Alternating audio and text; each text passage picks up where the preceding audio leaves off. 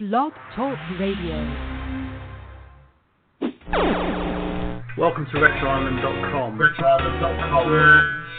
The only site for everything retro. The Retro Island Network for everything retro.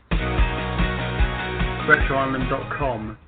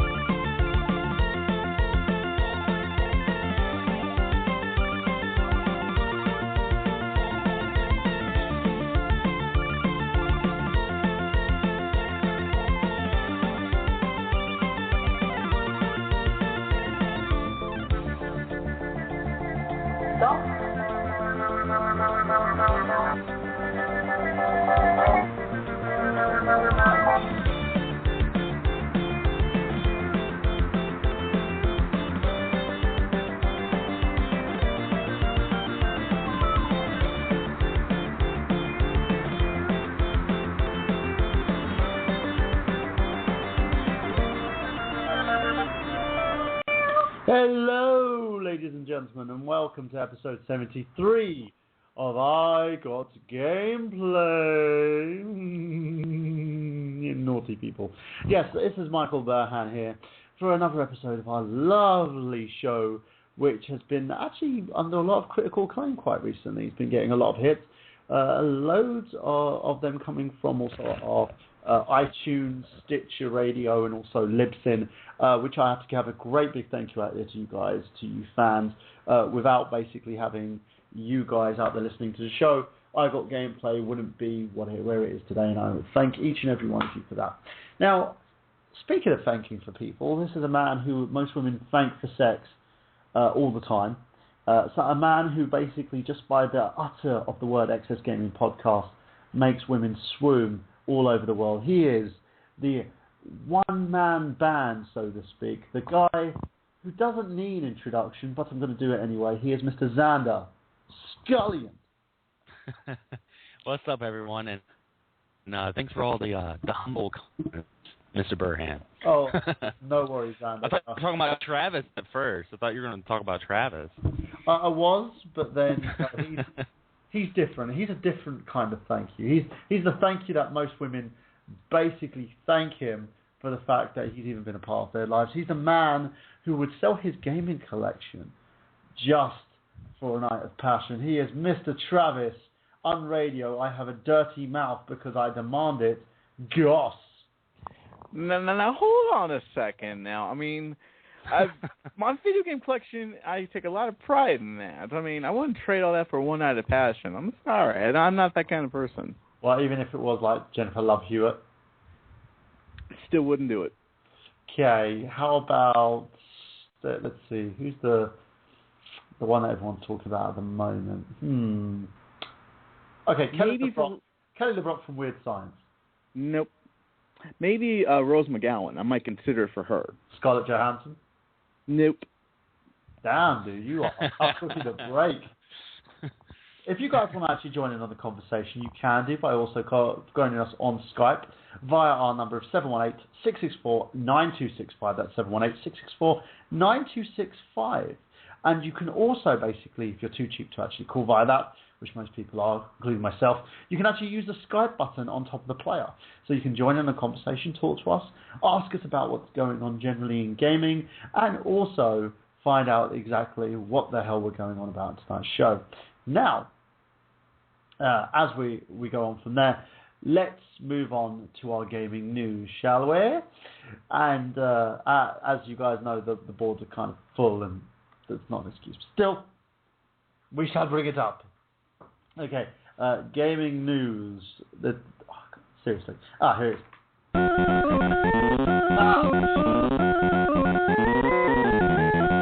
So, Mr. Scullion, what's in the news this week? Oh, man. This week, I'm not sure, but we had some very historical happen today that kind of does a good segue into our whole subject, which we'll get into. But an urban legend that's been around for years since the video game crash, and that is the E.T. landfill discovery that happened today. A couple of people went to a landfill in New Mexico, and they have found a bunch of copies of E.T., Centipede, and Missile Command buried within years and years of garbage. And surprisingly, the games and stuff are still in reasonable condition. Like, I saw some people pulling out boxes, and I mean, they were kind of flattened, but I was just like, well, shit, a little tender love and care. These could be complete and boxed and sold on eBay or something. But yeah, supposedly it was I never knew it was an urban legend. I thought it was fact. For years, I was like, yeah, they dumped it in the landfill, but apparently it was always a legend. But today it's been confirmed that there has been quite a number of E.T. games being buried in Mexico, and a bunch of people found them. I thought people knew that was the case. I seriously did, because when I was first hearing about this, I thought it was gospel myself as well. Because I remember the Angry Video Game Nerd talked about this, and this is actually the whole premise for the Angry Video Game Nerd movie. And the fact that they've now just uncovered this, it's like, no shit, Sherlock. It doesn't seem to me as a big deal. I think, yeah, as you said, with a lot of tender love and care, these games could be resold if they wanted to. I'm surprised you haven't got some fucking nutcases going out there trying to mark these games up at the moment. Well, see, that's the thing.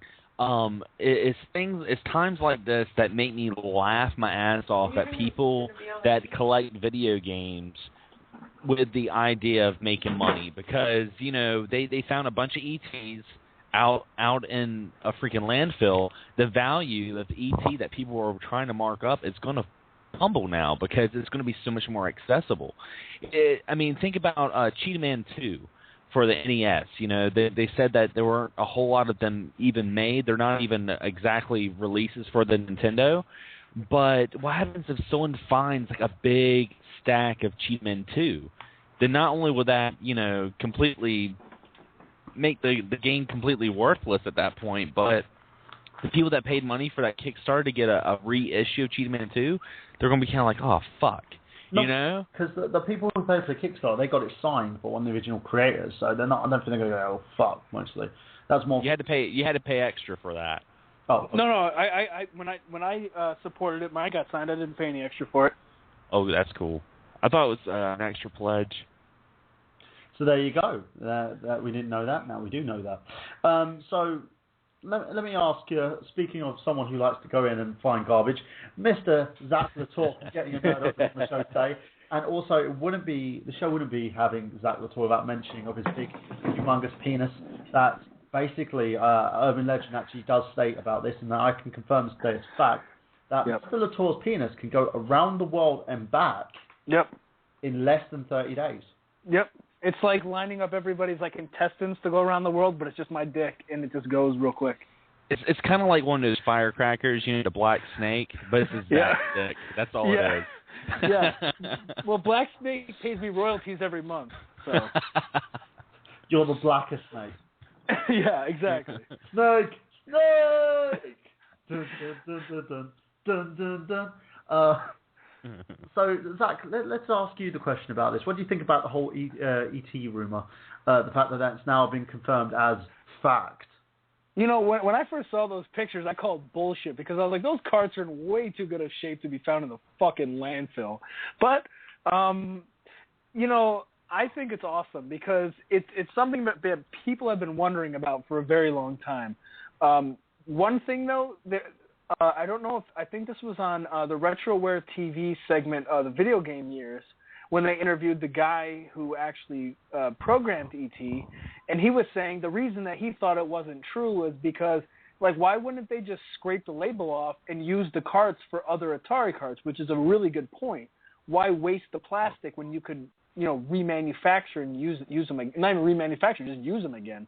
But they found them, and yeah, I think it's awesome. And I don't know who put it together, but it's just something that it's like that. There's so many things in like early gaming that are just almost mysterious. It's like shrouded in mystery, like the Atari contests for SeaWorld and Waterworld or whatever the hell, Fireworld or whatever those games were. You where's the crown and the other stuff the sword that never got given to fans? That's like a mystery. And so I feel like the fact that this mystery has been solved is awesome. I think it's really cool. Now we just got to go through all the other urban legends, like trying to find Mewtwo at the bottom of that fucking truck. Yeah, exactly, yeah. But yeah, the thing I find about this as well, it's kind of, I don't see it as a big deal, but at the same level, I would love to go down there just to see it. Oh, I agree. Yeah, I agree though, Zach. When I first saw it, I was just like, because those games, like I was saying earlier before you jumped on, if they had some tender love and care, it would be like in good condition. Oh, absolutely. Yeah, the first Atari card that I saw the guy holding up, I was like, fuck you. Like, that's out of someone's collection. Like, I mean, you got to think, all the years has been under garbage, and it looked like it, wow. I mean, it looked as good as the ET that I found at a thrift store, Right, yeah. But then when you see the boxes, and the boxes are kind of eaten away and messed up, this makes it a lot more believable. Yeah. Actually, that makes me want to go get a copy right now of that game. I will always defend that game. That game is not that bad. There's way worse games than E.T. for Atari. I know. I mean, it does get its fair share of negative comments from the gaming community as being the worst game ever made. But the thing is, I used to have a copy, and I guess my brother must have sold it or something, but I never finished it, and I want to go back and complete it. Yeah, it's not bad. There's a video. Okay, if you go to play that game without knowing how it works, it is shit. But there's a video on YouTube that explains exactly how every part of the game works, and once you watch that, it's not that bad. I think Spoonie did a playthrough of that game. There's a bunch of people who probably have, but the one that I saw was an actual I think it was from, you know what I think it was? I think when everybody had sent their Atari cards back because they were shit or they didn't know how to play them, I think they made this video to send out to people or whatever to instruct them on how the game actually worked. For me, I'm not really a fan of the game anyway, but it does make me giggle. The fact that you can actually, if you wanted to, if you're that desperate for the game, you could go to the landfill and pick up a car, clean it off, dust it off. Instead of dumpster diving, everybody was going to just go and try and dig it for gold. Yeah. Actually, going out to a landfill actually wouldn't be that bad of an idea. I mean, in all honesty. Yeah, no, I agree with Xander on that one. I would. But that's me. I'm a cheap bastard. I mean, you might have to put on a biohazard suit, but if you went there and you never know, you might find some rotted away arcade cabinet or something. That's basically like going to Zach's house, isn't it? Just putting on a biohazard suit. I just live in a dumpster. I just moved into a dumpster. I thought it was just because of the constant sex you were having with your AES. Yeah. Oh yeah, that's very constant still. just going in there, my precious. Yeah. It's all foggy. But yeah, that's the thing as well, because it's one of those where I used to, back as a kid, my dad, one of the first places I found an Atari and also a ColecoVision was in a landfill. My dad always used to, every time we went to the dump, it was like a shopping trip. We would go there and trade the crap we didn't want, that didn't work, for other people's crap that didn't work that we could use for parts. And my dad always used to strip his ColecoVisions. The power supply and thing would blow up all the time. So he would always find new power supplies, or find some new boards, or redirect several different things on the console to make it work. And it was amazing to watch my dad work. It's part of the reason I'm pretty good at fixing handheld devices and consoles is because I used to watch my dad just open shit up and dissect these machines, just trying to isolate the problem. It was pretty good to actually see. So I had no issue with it. We used to make a Sunday of it, kind of a fucking family thing. Where hey, let's go to the landfill and go and dump some stuff and come back and come back with some cool shit. And we did. I got my first TV like that as well. So there you go, people. That's what dirt poor people do. Well, I did. Oh no, you can go. Oh, I'm sorry. No, go ahead. All right. Well, when I was a kid. My grandparents had a house at Cape Cod, and if anyone doesn't know what Cape Cod is, if you go all the way east in Massachusetts, there's a place at the very end called Cape Cod. And when you went to the dump there, they had something called the treasure chest. And so if somebody had, say, like a cassette player or a video game or a comic book that they didn't want, but they didn't necessarily want to throw it in the trash, they could just put it in the treasure chest. And when you went there, you could put something you wanted in there and you could take something else out. And it's a really good idea because it's almost like very early recycling. I mean, people were probably anyway recycling at that time, but it's like recycling without having to remanufacture something. Like the actual idea of recycling, like give it to somebody else, let somebody else enjoy it. So we used to go there and grab things. I remember I got an 8-track player with a shit ton of 8-tracks and like speakers and stuff. But one time, let me tell you this: one time I went there and there was like 2 boxes of like old school comic books, and I was sitting on the ground. I was sitting on the ground going through them, and just kind of looking and like I picked one out, and some fucking asshole dude comes up, just picks the whole box up, both of them, and just leaves with them. Just a fucking asshole. That must have pissed you off. Well, my dad was real pissed off because he was like, "What the fuck, like, dude, like I was going through them, and the guy's like, whatever." It just bounces. Like, I don't know if that was me. Did he like push you out the way, or did he just go? Yeah, pretty much. Yeah, right out the way. Just like, these are mine. Bye. If you ever see that guy again, I'll suggest giving him a roundhouse kick. I wish I remembered his face because I'd go burn his house down. Yeah. You wanted those comics, motherfucker? You can have them in hell. Yeah, in hell, bitch. But yeah, what were you gonna say, Xander? Oh, well, I had one other news thing I wanted to talk about, and it's kind of a gripe. It's kind of a gripe. This is the show to do it, my friend. Well, yeah, and actually I got 2 things to gripe about, but this is one that I found out this week that I was kind of like, what the fuck? And to all the UK listeners, including you, Burhan, I am so jealous of you guys with all the nice Nintendo shit you guys get. There's so much great Nintendo promotions that are coming out that's UK only, including this Mario Kart 8 bundle that's going to be £299. It's a Mario Kart 8 Wii U bundle, and it comes with the black Wii U. It comes with, of course, Mario Kart 8. Comes with a red Mario steering wheel, a red Wii pad that's, a Mario Kart 8 Wii pad. Also, it comes with a Mario Motion Plus Wiimote, the strategy guide, and a Mario hat. All that shit. All that is going to the UK, and it's not coming over to the US. And I'm like, son of a bitch, because you guys got the bundle with with Mario Kart with the turtle shell and the T-shirt, the fucking treasure box, Legend of Zelda: Link Between Worlds. Ah, man, I was just like, and even the websites. Like the Nintendo Wii U website, you go on the UK, it looks so inviting and it looks so nice. You go on the American one, it's like basic HTML. It's like, here's our shit. Just order from us. It's just like Club Nintendo store. Our Club Nintendo store consists of fucking dated cards for Nintendo DS and Wii that I can't fucking use. Their customer service is appalling. When I saw the Mario Kart 8, because I think it was Sean Walker actually that pointed it out to me, like, yeah. They've got this new Mario Kart 8 bundle. Like, I'm not buying it, bought.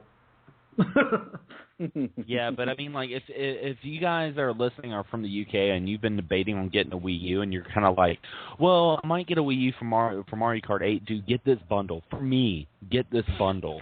Literally buy it and send it to Xander. It's like sex with someone and he wants to basically watch. Buy it. If anyone's listening and you buy this bundle, tag me. Take a picture of it on Facebook and tag me in it because I want to see this in all its glory because I am so jealous that you guys are getting that. Bundle? It's £299. Ooh, that's a bit too pricey. You see, I would. But you get so much shit though. I mean, like, you get the steering wheel, the Wiimote Plus. I mean, because, when you get a Wii, you only get the Wii pad. You don't get a Wiimote with it, let alone a Mario. And also, UK is getting extra Wiimote Plus themes. You guys are getting the Princess Peach and the Yoshi. I think we're going to hear in the States, aren't we? Yeah, well, we're getting Peach in the States. Yoshi, for the Wiimote, like the Luigi and Mario ones? I also thought we were getting Yoshi, too. Maybe, I don't know. Wait, so Mario Kart 8 is coming out for both the Wii U and for the 3DS? No, that's Smash. You're thinking of Smash Actually, Bros. Mario Kart 8 is coming out on both platforms as well, yeah. Oh, it is. It is? Okay. Yes. Same. Because I was going to say, I thought it was just Burhan has the 3DS one pre-ordered with the turtle shell. No, I have the Wii U version. Okay. Shelf. But the 3DS version. I didn't know it was. I didn't know they were making a 3DS version. We have look at Mario it Kart right 7 that came out for the 3DS. So Yeah, true. Let me look it up. we're getting Smash Brothers confused here because that's coming out for both 3DS and the Wii U in separate times of the year. Mario Kart 8 is coming out on the 3DS as well, from what I remember. Yo, Xander, I'm looking at that bundle right now. Shit looks sick. Yeah. Sexy. I'm going to have to look that up. Mario Kart 8 Smexy. 3DS. Yeah, maybe it is. Maybe I don't know. Oh, shit. So, Jesus Christ! That's just a whole. That's you know what? Give me the link on that because I want to have a look at this. I want to see how sexy this is. It is very sexy. You would cream in your jeans, my man. I could use a week's wages on it, but I'm sitting there thinking, it's one of those that you sit there and you really want to do it, but it's a big thing for me in a sense. yeah. If you already have a Wii U, it's kind of redundant unless you're someone that likes to get variations of consoles or something. Yeah. Or unless you want an extra Wii U. But I mean, if you don't have a Wii U, this is a really good bundle. You know, there's a picture here, Xander, also of the exact same bundle you just described, but in Luigi instead. I just saw that. Yeah. I don't know what that is. Oh, and I see It'd be the nice Wiimote if that you're was talking about. Too.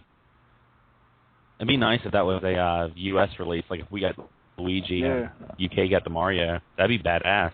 Yeah, I agree. It looks sweet. But again, for this console, I've got to have a look at this. I need to have a look at this. Oh, Burhan, I can't send you anything because I'm talking to you on the phone and I'm on the computer on something else.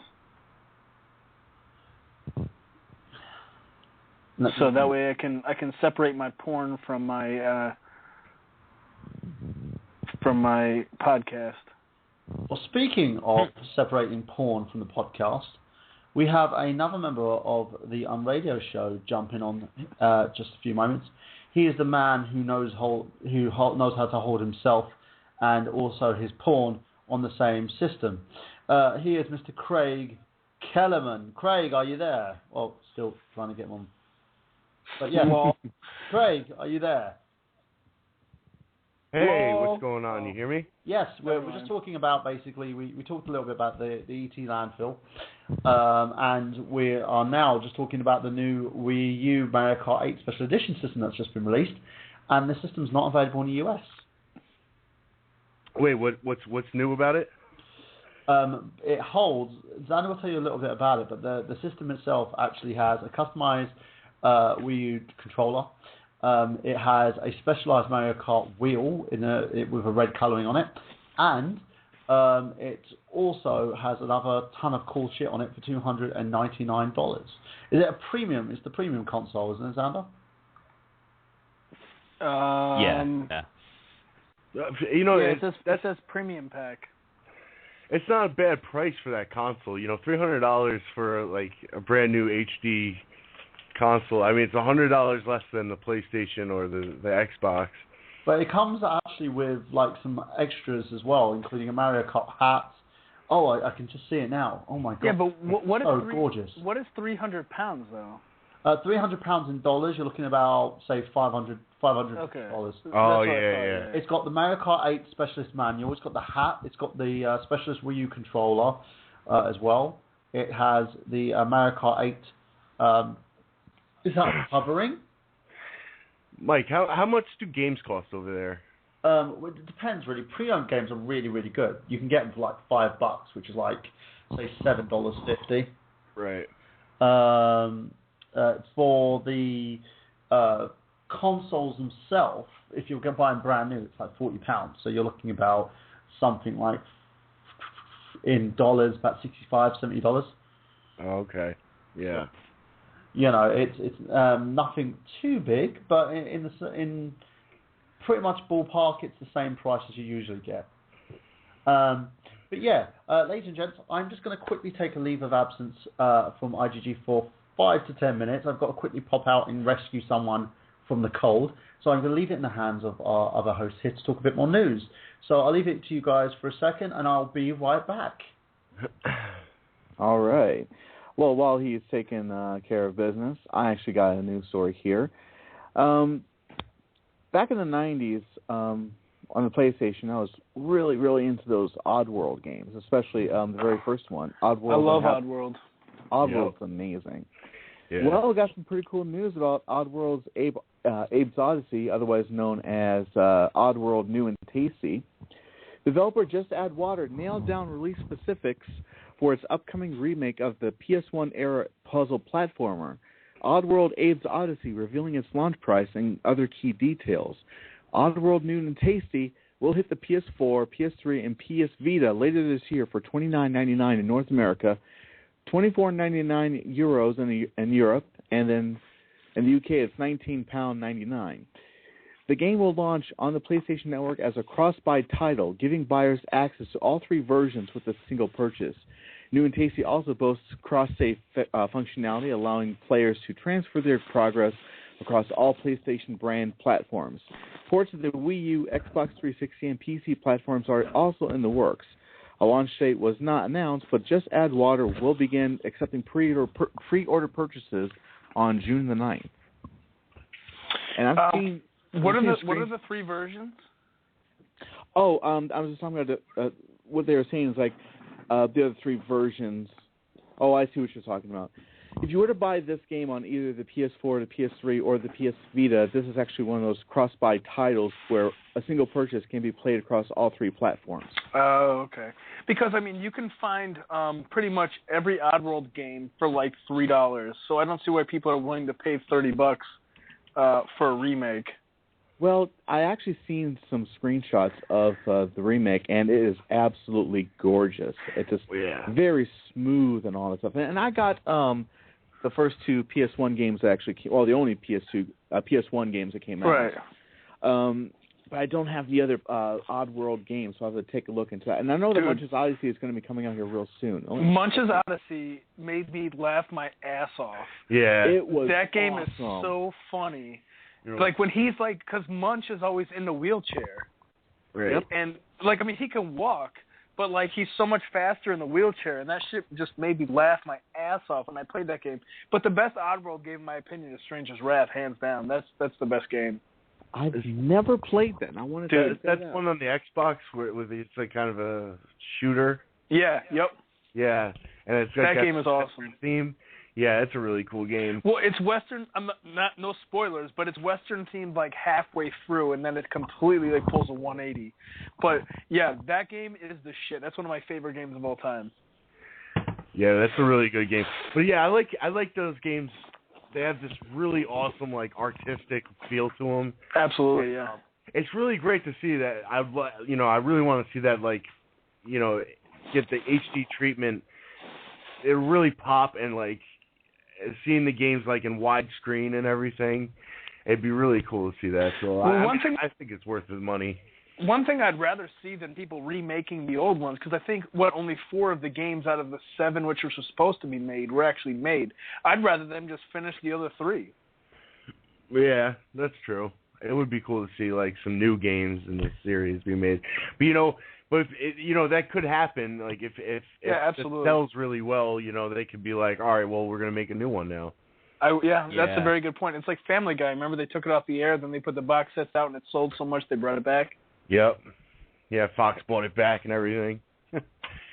Yeah, I have to say I never really played too much the Oddworld games, but I always respected it. I always thought like the art, like Craig was saying earlier, the style, the artistic style that it had was so freaking cool. And I remember they always had the funniest commercials. Yeah. Oh, everything about those games is like, there's so much shit in those games that are just funny. It's just, you will just loll while playing those games.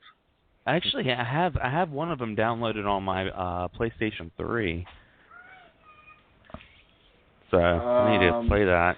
So it must have been one of the original 2, because I want to say that the 3rd and 4th one were only on Xbox. Yeah, You're right, because Munch's Odyssey was released on Xbox as well as Stranger's Wrath. Yeah. And I just checked Wikipedia, and I guess Munch's Odyssey was the HD version was put out for the PS3, and I think it was also Xbox 360 towards the end of last year. So that's going to be worth checking out. Stranger's Wrath, I think that's out. I'm not sure. Yeah, I think. Well, no, I'm not sure. I think you could buy it on the Xbox Live Arcade. I think you could buy that game on there. I'm not sure. I got it free from PlayStation Plus. I can't remember which one, but I remember I saw it. It was one of those games you get every month, and I was like, shit, I'm going to download this. Yeah.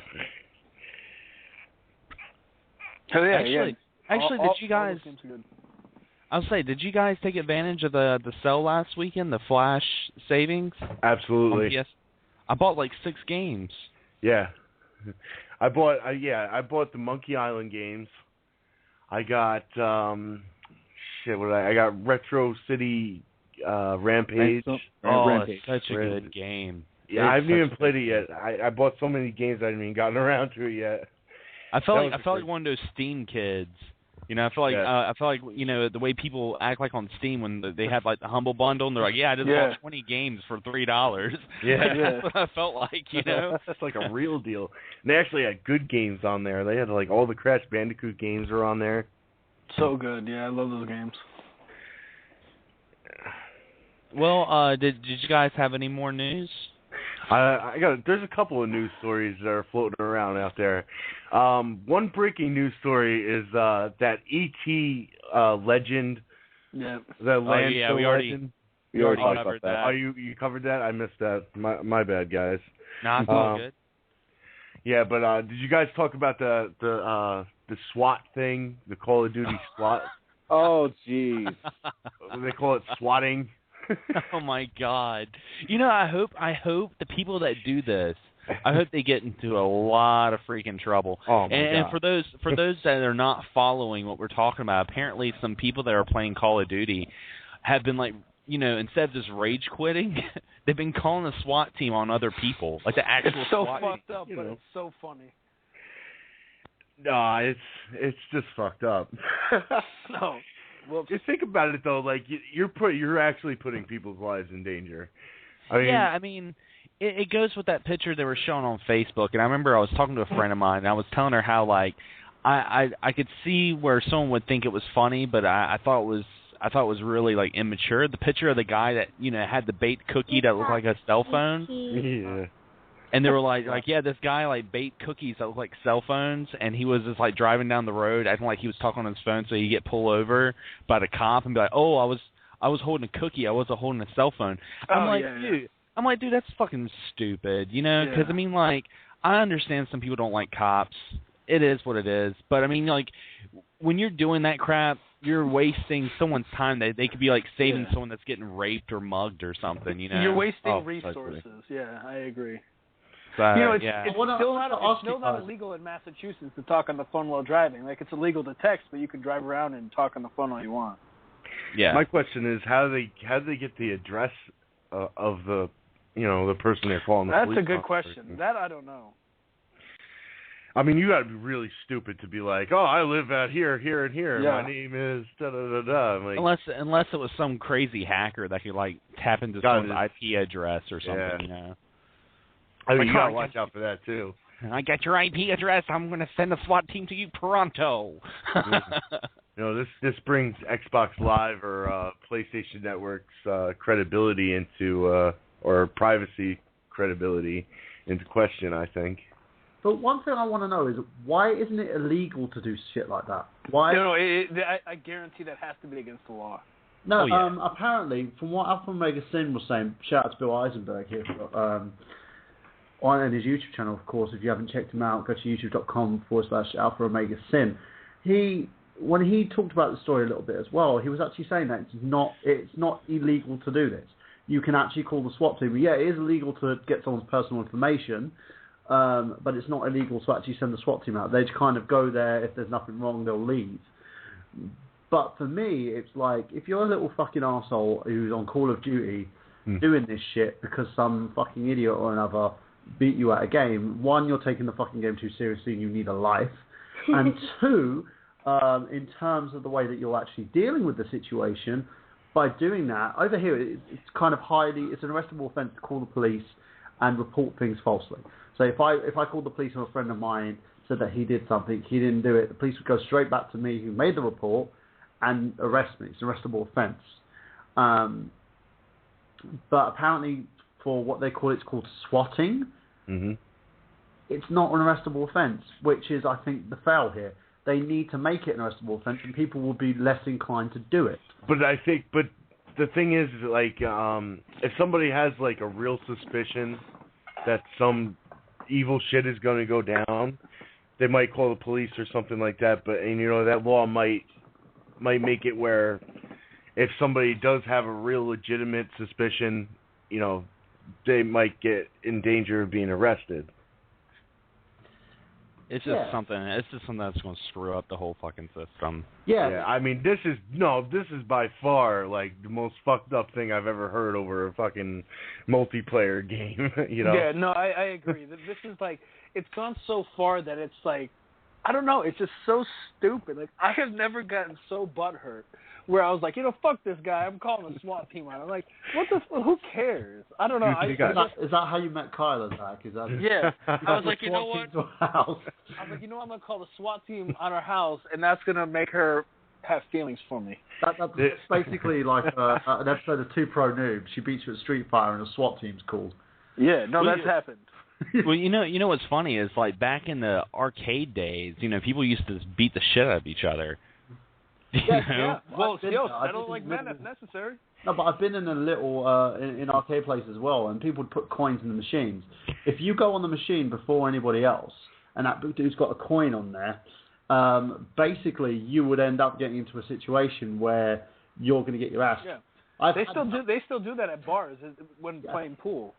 Yeah, it's one of those things. I don't mind taking a few lumps, but I'm not going to be a pussy, hide behind a machine, and call the fucking feds on someone. In the end, if I'm going to resolve something, I would rather like have a localized gaming thing where me and a friend end up beating the shit out of each other over a game of Mario Kart than basically calling the police on someone. It's ridiculous, man. And it's so pussified as well. The fact that that's like the biggest troll thing to do. Trolls with the internet, trolls have become commonplace. Doing shit like that shows how much of a weak-ass pussy. And for anybody out there who listens to this show, if you're one of these guys, I want you to go fuck yourself right now. Seriously. Take your controller, shove it up your ass. Tell us how you really feel, Burhan. Shove it up your ass and fuck yourself. Sit on it and spin. Yeah, you're not a gamer. As far as I'm concerned, you're a fucking pussy behind a keyboard. And it's ridiculous. Go out there, grow some balls. Right, if you're going to fight with someone, if you're going to throw hands down with someone for doing something like that, fucking throw hands down, for God's sake. Yeah. I'm sorry, but it does annoy me, because coming from someone who's an old school gamer, and in every sense I'm an old school gamer, on the fact that if I had a problem with someone, and it's the way I always deal with things, if I have a problem with someone, I will talk to them, and I will basically either resolve it amicably. If we can't, I will get in fisticuffs. I don't really give a monkey's. But I'm not going to call a SWAT team to someone's house if they beat me at a game of fucking Mario Kart or Call of Duty, you fucking twats. Well, you don't have to worry. I was going to say, you don't really have to worry. Oh, sorry. Go ahead. I was going to say, this fucked up thing is it's not an isolated incident. They even have, like, a point system. Like, you get, like, a ton of points. If you get, like, the regular police to come, it's, like, a certain amount of points. You get the SWAT team to show up, you get a whole bunch more points. And if you get a helicopter to come, you know what I mean? Do you win anything out of this? Do you win someone sucking you off at your house or something? There's a whole community of, like, just bragging rights, I guess, apparently. Sad pieces of shit. Seriously. The only thing is, it's going to take like one person to get like a really serious like criminal offense. Oh. It'll stop real quick, and it's going to happen. It's going to happen. I mean, if it becomes that much of an issue, it's definitely going to happen. And those kind of people, they hide behind keyboards anyway. So once that happens, they're like, oh well, I guess we're not going to do this anymore. I can't believe they haven't found the guy yet. Wow. They haven't found him. I think they want to charge. They want to like give him the bill. I think that's like what they want to do. And they should. That's the point. They should give him the bill, even if it's not like an arrestable thing. He should at least have to be. It's the idea of wasting resources. It's the idea of bullshit. You know. Yeah, with a government that sits there and goes on about the fact that people are wasting their resources. I am so fucking surprised, especially with the Obama administration here, who sit there and go on about freaking anti-terrorism and NSA and all this and that bullshit. I am so fucking surprised they haven't actually said, you know what, I think we need to do something about this. These guys are wasting government money, taxpayer money here, for anybody who's a taxpayer. We need to resolve this situation. Who's like hitting their dick with a rock? I have no idea. That's probably me. I can hear someone hitting like their dick or like there's something with a rock. Yeah, I know it's not Zach's, because if it was Zach's, it would be something like... It's me. I got raging hard. If it was me, your houses would be vibrating. People's headphones will they'll be bleeding outside their headphones because the vibration of Zach's knob. It's kind of hit at the same time. But yeah, so going on from that, what would you... Can I just ask a question? Would you guys, in any way, shape or form, say if you had an issue with another gamer, what would you do? Would you do something as extreme as this? Well, here's the thing. One time when I was playing Street Fighter with Booch, I was beating his ass so bad and like mocking him that he punched me in my balls. And that's pretty much like I was so pissed off though because like he only I love Booch, but he only wants to use like his best fighter, which obviously if you're playing games, you know, that makes sense. But when I was in the military and we would just get like drunk on a Friday night playing Street Fighter 4, we would always put it on random, and that made you kind of better all around as a Street Fighter player. So I told Booch, like, hey, let's put it on random. And I remember, like, I used Rose, and when I gave him, you know, the electric scarf, I acted like I was being electrocuted, and he got so infuriated that he punched me in my balls hard as hell. And that's pretty much as far as I've gone with it. Like, I should have probably, like, broke his back or something, but yeah, I don't know. That's as far as I've gotten. I've never called someone's house with a SWAT team or anything. What about you, Xander? What have you done when someone's pissed you off? I don't really get that mad at video games. I'm such a calm person when I'm playing video games. Like every once in a while, I might get like a little upset, but it was funny because when I would play like Halo with my friends. They used to always laugh at me because we'd be playing and our team would be losing. And everyone's like, oh, what the fuck, man? I just had this guy. And I'm like, oh, man, that was unfortunate. Oh, it looks like I just got stuck grenade right in the face. That sucks. You know, but there was a couple times I would get mad. And, like, especially when I was younger. I would get a lot more mad when I was younger. And I would do something like, you know, unplug their controller when they weren't looking. Or, you know, my favorite, though, was... you know, the original Mario games on Nintendo, player one was the only person that could pause. So what would happen is if you were fortunate enough to play as Mario and you're playing with a sibling or a friend, you would wait for them to jump over a cliff or, you know, some sort of pillar, and right when they're mid-air, you would pause it. And when you would unpause it, it would automatically make them die. Like the jump wouldn't work anymore. So I mean, that's evil.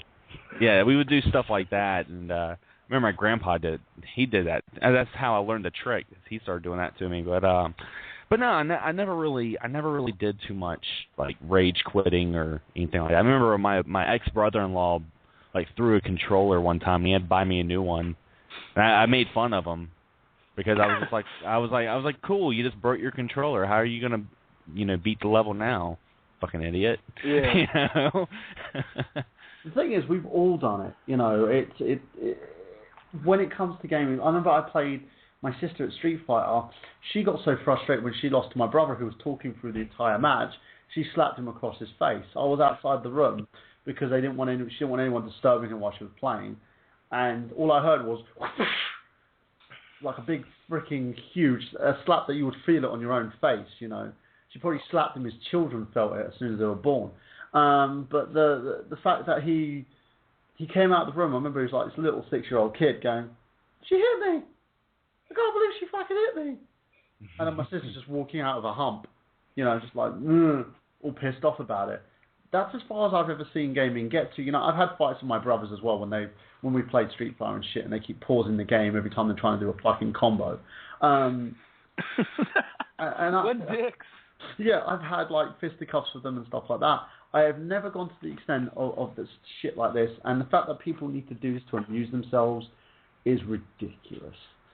Yeah. What about you, Travis? What's the worst thing you've had when it comes to gaming? Oh, see, I really don't have really any good stories about that because it's usually just been me that just plays video games. I really don't have anybody comes around and plays games with me. But no, I remember when I was a kid, though, when I was little, that my brother and we would play the Atari. He would always whoop my ass, and it got to the point where I got so tired of it, I started yelling and screaming and even started crying and all that stuff. It was becoming quite the sore loser and all that. And finally, Tim was like, all right, fine, I'll go easy on you. And he let me win a couple of rounds. But as I got older, I just got good at games. I really didn't have that many problems. And, like, it's interesting how earlier today I was playing Donkey Kong Country Tropical Freeze.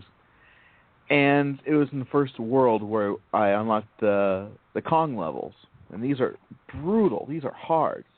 I remember I had to put the controller down a couple times, like, okay, if I don't put this down, I'm going to throw a fit. But you know, but apart from that, I really don't have any major rage issues. I threw some fits, I'm sure, in my time. Especially Mario Party. Oh, that game ends friendships. Oh, my God. The Nintendo 64 ended relationships.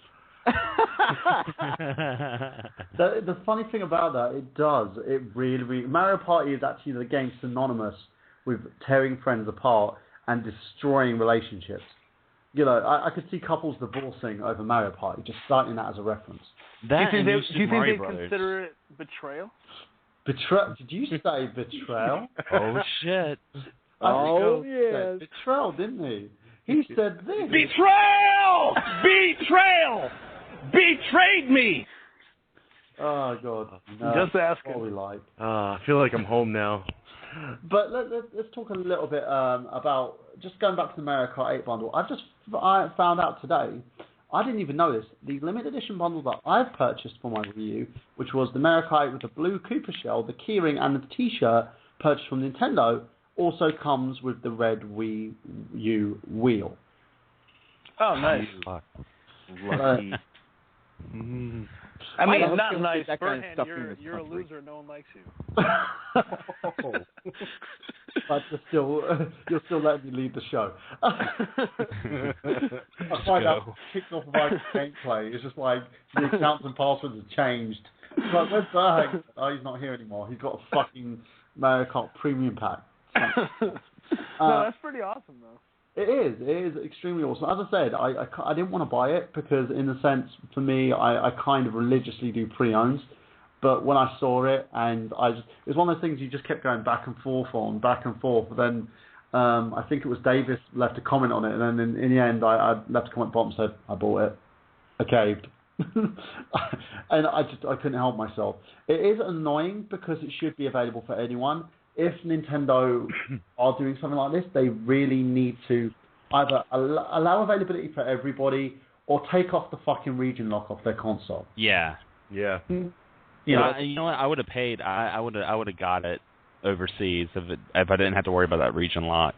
You know, this day and age, dude, I would have sent you one. I was even negotiating and sending you one, if you remember. Oh yeah, I remember. Because I was going to actually send 3 out. I was going to send one to my personal trainer, Mark Yanacito. Shout out to the bodybuilding gamer. Thanks to him, I've actually dropped down to 195 pounds now, which is a weight I've not been in for years. You know, I've been the blob for so many years. But yeah, I was going to send him one. I was going to send one to Xander, and I was also going to send one to Rodman.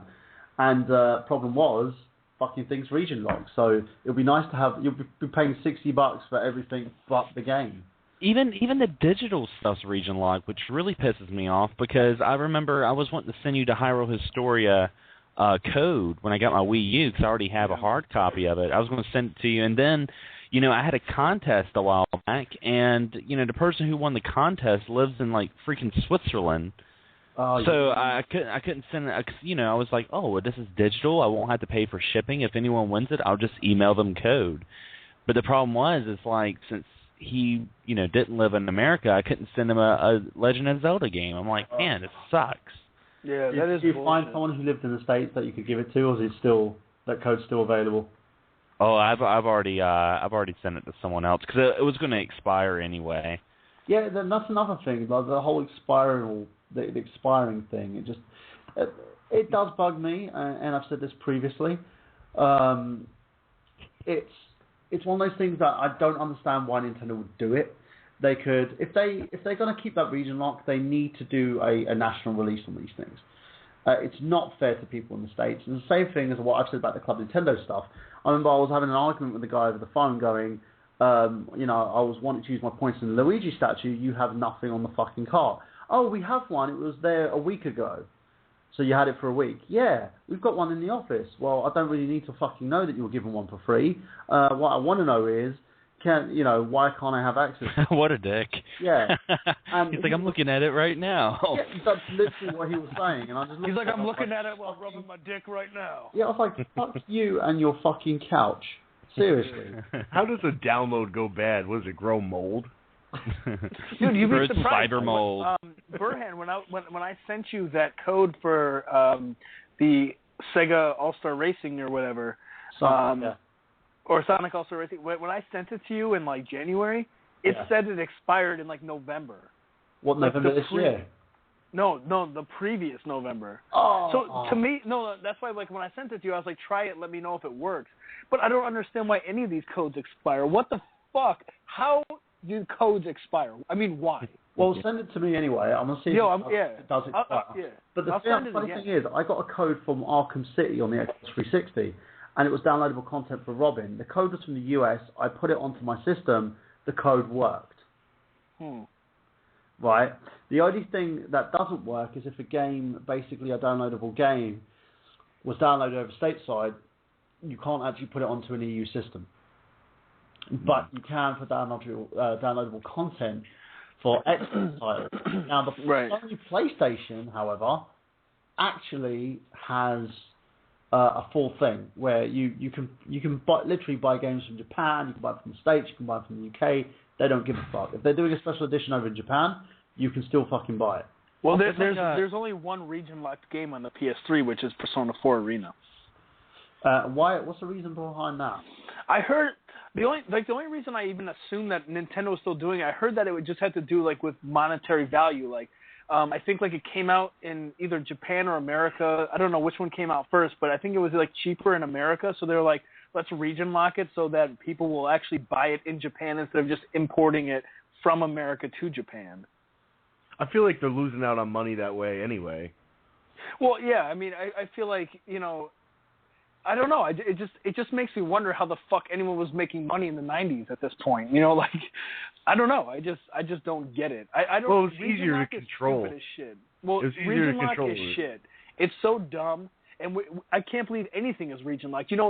All the Game Boys, Game Boy Color, Game Boy Advance. I just started laughing at. What's up? I thought you said all the gay boys, and I was like, yeah, all the Game Boys. Or the gay boys, they were all region free in the 3DS. Isn't the 3DS region locked? Yeah. But it's the first one out of all of them. I don't understand what the reason behind it is. Nintendo are actually saying it's because of piracy restrictions, which I don't believe. I think it's a bigger reason. Okay. I mean, piracy ran rampant in the early 2000s, so there was no fucking restrictions then, so... I can't believe that the DS didn't go under with all those R4 cartridges. Yeah, not even those, but you can go on eBay right now, type in Pokemon Game Boy Advance, and you can get all 5 of them for like $15 shipped. Yeah, I bought them. I bought it for, it was a ridiculous price, like £10. Yeah. For all 15 of them. Yeah. Carts. It was ridiculous. And they work, right? Like good save batteries? Yeah, everything. They work like they're brand new. Yeah. So, like, I mean, that's the thing. Like, piracy has always just been crazy. What you can sell something for, somebody else can sell it for half the price.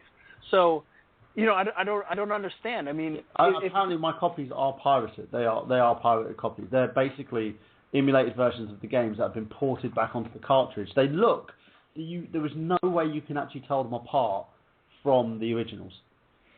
You can tell them apart probably because Nintendo wasn't printed on the board. Yeah, on the board. Apparently, you would have to literally open it up in order to tell them apart.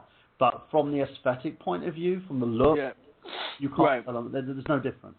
Yeah, but I just don't understand why they choose now to do it. I mean, I don't know. I don't get it.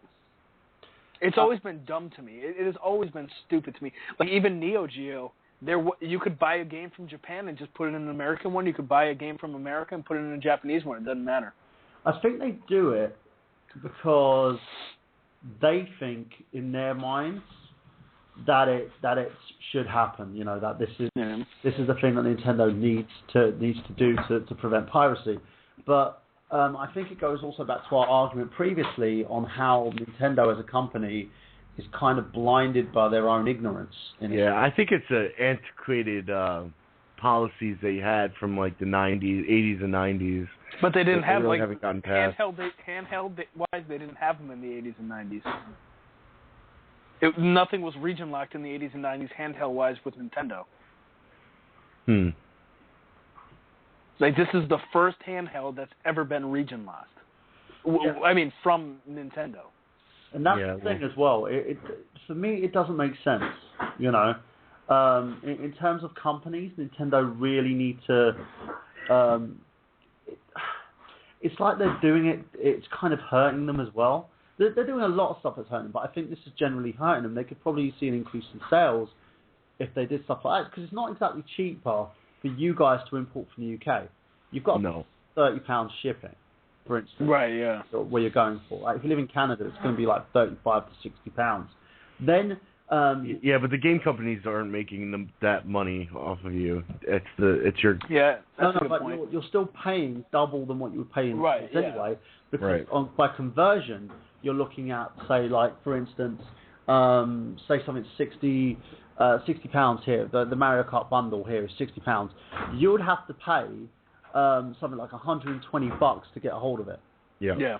So you're still paying more than you probably, if it was released over there, you'd probably only be paying $80 for it. Right, so you're paying $30 more, so you're still, Nintendo is getting that $30 more from you guys as you were paying for it. The shipping company's getting £30 for that. Right. Then you've got to pay customs and excise charges over in the States anyway, depending if you're going to resell it or not. So it's still a very expensive thing to have. Yeah. And Nintendo would make a hell of a lot more money if they opened up those floodgates. And this is what makes me laugh. They actually are losing that extra bit of cash from it. Because for serious collectors, you're looking about probably, I would say, 20 to 25% of the population over there in the States who are serious collectors of these things would want to buy it. I feel like they might think that they've been burned before. When they brought Earthbound over here, they put a lot of backing behind that and a lot of money behind that, and that game completely failed and flopped and didn't sell a lot at all. Yeah, but now look at it. Well, yeah, but you can't say that. You can't be like, hey, I'm going to put this out, and like 20 years later, everyone's going to love it. You can't say that. So I feel like the fact that they put all that money and they backed it, like that's one reason why they don't want to bring Mother 3 over here. They got burned. It's not like they're making any Super Nintendo cartridges of that game. Yeah, exactly. But it's like they got burned, I think, hardcore, and I think they've been burned multiple times, where they're kind of picking and choosing what they bring to America. I remember when I bought Earthbound, when I was really, really into it. I mean, well, I haven't played it in a long time, but back when I was in high school, it was my favorite game, and I paid $20 for it. And that's when it was like my top game, when it was my favorite game. And you look, no one gave a shit, no one cared. I mean, there was 150 copies listed at $20. No one gave a shit. Look at the game now. It's like $200, $150. But like someone said, Nintendo doesn't make that money, but they wasted a lot of money bringing it over here. They put it in a big box with a guide and all this kind of shit, put all this money into it, brought it over, all this kind of ads, all this shit, and I don't think they really made anything back from that. But am I right in saying as well that the Wii U has probably sold more units over in the US than it has in the UK? Why do this limited edition game over here and not in the States? Well, it might be something where they're testing it out in the UK, and then they might bring it, if it does really well over there, then they'll bring it to the States, kind of thing. Well, I feel like if it was coming out a lot earlier in the UK than it was here, then that would be true. I don't think they would test something that's coming out around the same time over there to bring it out later. Everyone who's going to buy it is going to have already bought it, so it would make even less of an impact if they brought it over here. Right. For me, as I said, it's one of those where I'm hoping that they look at it and say, you know what, we're going to basically release this over in another few months or so maybe and see how it turns out. I really hope Craig is right, that they're just testing the waters, but as far as I'm concerned, if they're not going to, just fucking take away your region lock. There was no positive aspects of that region lock. And I'm actually... Yeah, go on. I was about to say, I'm actually about to buy Strider, the new Strider that came out for PS3. That's a digital download. I'm actually about to buy the disc copy. Is in Japan. You can buy it off Amazon for like less than $40. Yeah, I saw there's a site as well. I was actually gonna order a copy for Michael because I know he wants a disc copy of it. He likes most of his games discs, and basically there's loads of sites that sell it.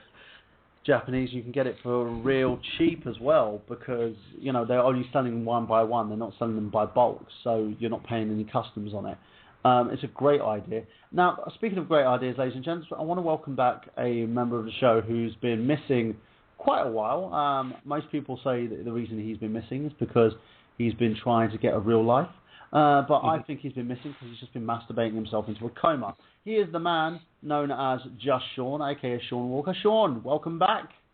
Oh, thanks for having me back, bro. It's a bit of both, really, to be fair. No worries. Just thought I'd like to ask you a question here, Sean. What do you think about you're the one who referred me to the Mario Kart bundle, and by the way, thank you. I actually did purchase it. What do you think about this whole thing about not releasing it in the US? Do you think it's fair? Do you think the fact that they're releasing all this exclusive stuff for us lovely people over here in the UK is a good thing? It makes a fucking change. Yeah, it's because we don't usually get stuff like that, do we? But what do you think of it? Do you think that, in a sense, are they kind of shooting themselves in the foot as well with that whole region lockout? No, yeah. Why the fuck not? Because I was actually saying... I don't get why people region lock. I don't either. I think it's silly. I think when the PlayStation was readily available, did that have a region lock on it? I don't think it did. Was that PS4, PS2, PS3? PS1. PS1, I think so. PS2, they were region locked. Yeah, I'm gonna guess they were. Yeah. Because I had no trouble playing Japanese game on my PS1. Well, yeah. Well, did you have a modded PS1? Mine was actually purchased on first day of release. Okay. But that later went on with my brother. I ended up getting my own from a yard sale quite recently, and I haven't actually tried that one yet. But from what I'm guessing, you know, that console itself wasn't region locked. Maybe it was the first editions that weren't region locked, and they region locked the rest of them. But for me, it seems like a useless thing to do. It doesn't help the company at all in terms of this. So why do it? Any ideas, Sean? Money. Make more money, that's all it is. Just so people can import their consoles over to their country. That's what I was saying, how about the only reason why Persona 4 Arena was region locked for the PS3 was because I want to say that's like one of the only games that came out in America before Japan. And like they didn't want people from Japan just importing it from America because I think they were saying like it cost more in Japan to buy the game from Japan. America. But yeah, anyway, it probably is money, but it's a thing like you don't see anymore, and it's a thing that it shouldn't have existed, in my opinion, to begin with. I don't know. I mean, then again, I'm not in the video game business, so yeah, I don't know. Well, you are. You're kind of. Well, I'm not in the video game creation and distributing business. Yes. Okay. Well, I did have one more thing that we're probably going to talk about that I wanted to bring up since we're talking about region locks and digital, and that's the new direction that GameStop's going. Oh yeah. Did you guys hear about GameStop closing over 120 stores in America, and they're going to be focusing on mobile? That's like, have they learned anything from Capcom in regards to this? Because Capcom went mobile, and what happened? They made over like freaking millions of dollars worth of losses because of the fact they went into the mobile industry. Well, I think they're doing it because, I mean, this is just kind of the precursor to showing us what of course the future of gaming. It's going digital. And you got to think themselves. Yeah, when you got to think about it, GameStop makes their money from used games. They don't want to end up like Blockbuster. Exactly. I mean, it sucks. And I can understand why they're doing it, but it sucks also because it's like putting, you know, salt on the wound for us but like having physical copy of games, being like, well, this is definitely going to be the future. It's coming, and it's coming very slowly. You know, capitalism, man. It's bound to happen. They come very fast. Anyway, but yeah. Sorry, Craig, what were you saying? I'm saying it's they're just trying to get with the times, you know, before it's too late. I think it's a bad decision. I think GameStop, in a sense, is going to probably end up going bust over this move. Oh, they're definitely going to go bust. Yeah. Well, what were the stores that, like, you know how the GameStop opened, like, GameStop Kids? Is that some of the shit that got closed? Because that was just dumb as hell.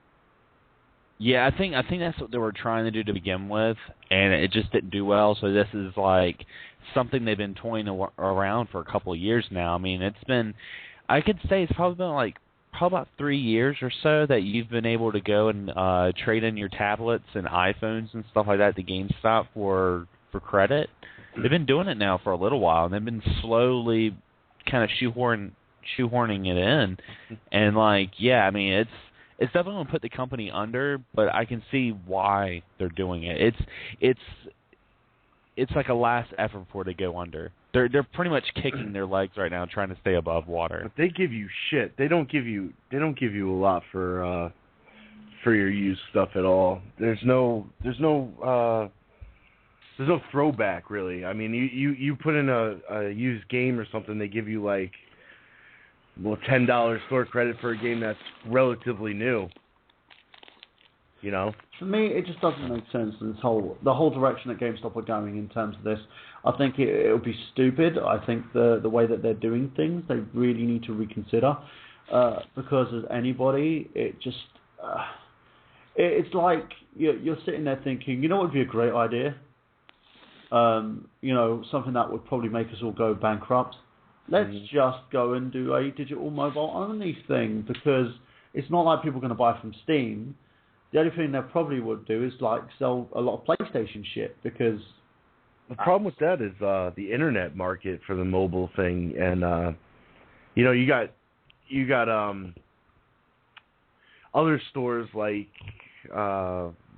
Best Buy, Target, all these places that sell all the mobile stuff. And you know, when I'm buying like an iPad or something like that, I'd want to buy it new. Yeah. So it just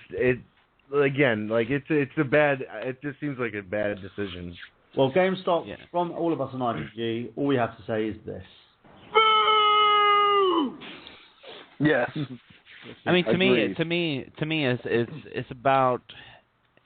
It looks like it makes about as much sense as when Blockbuster was putting out the blue boxes. Redbox got really, really big, and they started shutting their stores down. They're like, well, now we're going to have blue boxes. It's a sign of a company that's going down, and they're going to go down. It's not only like a sign of a company that's going down. Things like Blockbuster, things like Kodak, Polaroid. Oh yeah. They just stopped dreaming, and they stopped looking to the future, and they deserve to go down because of that. Yeah, why did Polaroid not have the first digital camera? And you know, they probably actually did. They just probably tried to suppress it to sell film. Why did Blockbuster not have the first Redbox? Why did Blockbuster not have the first Netflix? Fuck them. You know, they stopped looking to the future, so they deserve to go down. That's what happens when something is so big. This little person, it's the what's that dude?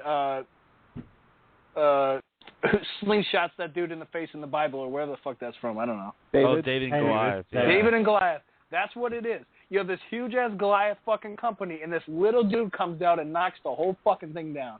And that's why they deserve to go under. because they stopped dreaming, they stopped looking to the future. And the problem is because they start looking at financial gain more than anything else. Exactly. And that's the path that you really don't need to take. You know, it's kind of one of those things where you know that if you're going to dream big, if you're going to put something together, you know, it's kind of been, if you look at the way that Steve Jobs has gone about doing things, he may have been an asshole, but he always dreamed big. He always looked at things not for cost, but more for how effective they could be, or basically how amazing the products could be. And I think that's where some of these companies have gone wrong. With GameStop, they've always believed in the pre-owned model because they're like, oh, you know, people are buying and selling games. We can basically, you know, charge them like £6 for about 40 quid's worth of games there and sell them for 40 quid. Yeah, well, you make more money off of used games because you don't have to set the product, you know, because you're not selling them for their base new value. Yeah, but on the same level, it's like you could do things a different way, but you're choosing not to. And that's where things go wrong. But in a sense, again, I don't see it as a positive. I think it's going to turn into a situation where it's not going to look good for them at all. No, I wonder what's going to happen to Game Informer magazine. Yeah, well, Game Informer magazine has been ass for a long time. So, I mean, well, what's up? They're still the number one gaming magazine out on the market, but they are completely owned, huh? Well, almost the only. Almost. Well, they're the number one. Well, like when I read Game Informer, I'm never like, I'm glad I read this. I'm just like, I don't give a shit. I'm like, there's a reason this is in my bathroom for when I'm taking a shit. I have something to read. You know, it's like, I don't know. Thanks for that news that I found out a month ago. The thing about like GameStop is they don't have a product. They don't have anything. Yeah, they put out these bullshit ass controllers. I remember my mom, she bought me a controller like 6 years ago for like the 360, and it was a GameStop one. And within like a year, it shit the bed. Like none of the buttons worked, and I treat my stuff relatively well, so I didn't fuck it up. It was just shit. And like, I don't know, they're just assholes. Plus, let me say one thing about GameStop. Somebody should make a Kickstarter or something for a fucking class action lawsuit against those motherfuckers, because there's a lot of times where you bring a game in, they go like, oh, we have to like charge you $2 because we have to clean this disc. So it's like, okay. But if someone were to walk in right after you and want it, they would just sell it to them and just pocket the $2. One time I went in there and I was like, how much would this disc cost to get cleaned? They're like, well, it depends on the game because they charge us different prices for whatever game we send in. Which is ridiculous. It was like, who the fuck are you doing business with? Like, fucking tell them to go fuck themselves and buy your own in-store fucking game cleaners or whatever. Like, yeah, and they had them in game over here. That's one thing I like about it. They used to have them over here in random stores before GameStop bought them all out. But it's like, just look at this as a business. If you are sending everything to one place to get cleaned and they're charging you because the discs are different, I mean, they're all the same discs. Just the name of the game on the fucking top is different. You know what? I would do the exact opposite and just buy your own fucking game cleaner. Not to mention that they open up a lot of new games and rip out content. They do that. You know, one time when I was deployed, when I was in the military, I was in, I don't remember where I was, but I went into some place to buy a pack of smokes or whatever, and there was like a bin full of video games. So I was like, no, whatever. And one of the games in there was Fatal Frame 3, which I had needed. And I was like, holy shit. Like, okay, this is random. And it was like $5. So I was like, yes, I've never played this game. And I played the other one, so I'm buying this. And then another game was like fucking, I don't remember what it was. But I went to go trade the other one in when I got back to the States because I didn't end up playing it. It was sealed. It had never been opened. And I was like, how much can I get for this? And the dude just cut it open right there. And I was like, well, why are you opening this? Like, you didn't even tell me, like, what I could get for it yet. You know, it's like, you might want to tell me before you just open the shit. Yeah. And, you know, it was bullshit, whatever. But, like, I don't know. It's the idea, like, yeah, they cut everything open. But you can't. I can only give you 20 because it's opened. Yeah, exactly, yeah. But you can't even hate on them for opening it because they probably get fucked more than you would even believe by people resealing shit and all that kind of stuff. So. Yeah. No, but it's the same thing is, if I want a game brand new, I expect that fucking game not to be opened. Oh, okay. Well, that's different. That's the exact opposite, actually. That's yeah, like if you're opening up a game and taking out content that if I was paying for that game, that should be in there, I'm not going to you. I'll go somewhere else. I'll take my money because there's. Sorry, I just imagine Burhan about to buy a game and it's not wrapped. He's like, "I'm not going to you," and he just turns, spins his heel, and walks out. Dude, I'm not going that. to you. I literally have done that. I went into a store once to shop for a game, and I literally nearly got in an argument with the store clerk because they were being an arsehole about it. And I went, "This is your policy. This is how you do it. Why the fuck is this thing opened?" Oh, it's you know. I agree with Burhan, though. It's annoying because this is the reason why I don't agree with their practices. They will sell you a new game opened and say it's never been inside of a console, so it's brand new, and sell it to you for the brand new price. I've never been inside of a hooker. Am I still a virgin? Yeah. So like fingerprints all over it. So, yeah, but if you were to buy a game brand new and open it, and go back to them and say, hey, I want to sell this to you as new because it's never been in a console, they will tell you once the shrink wrap is off, it's used.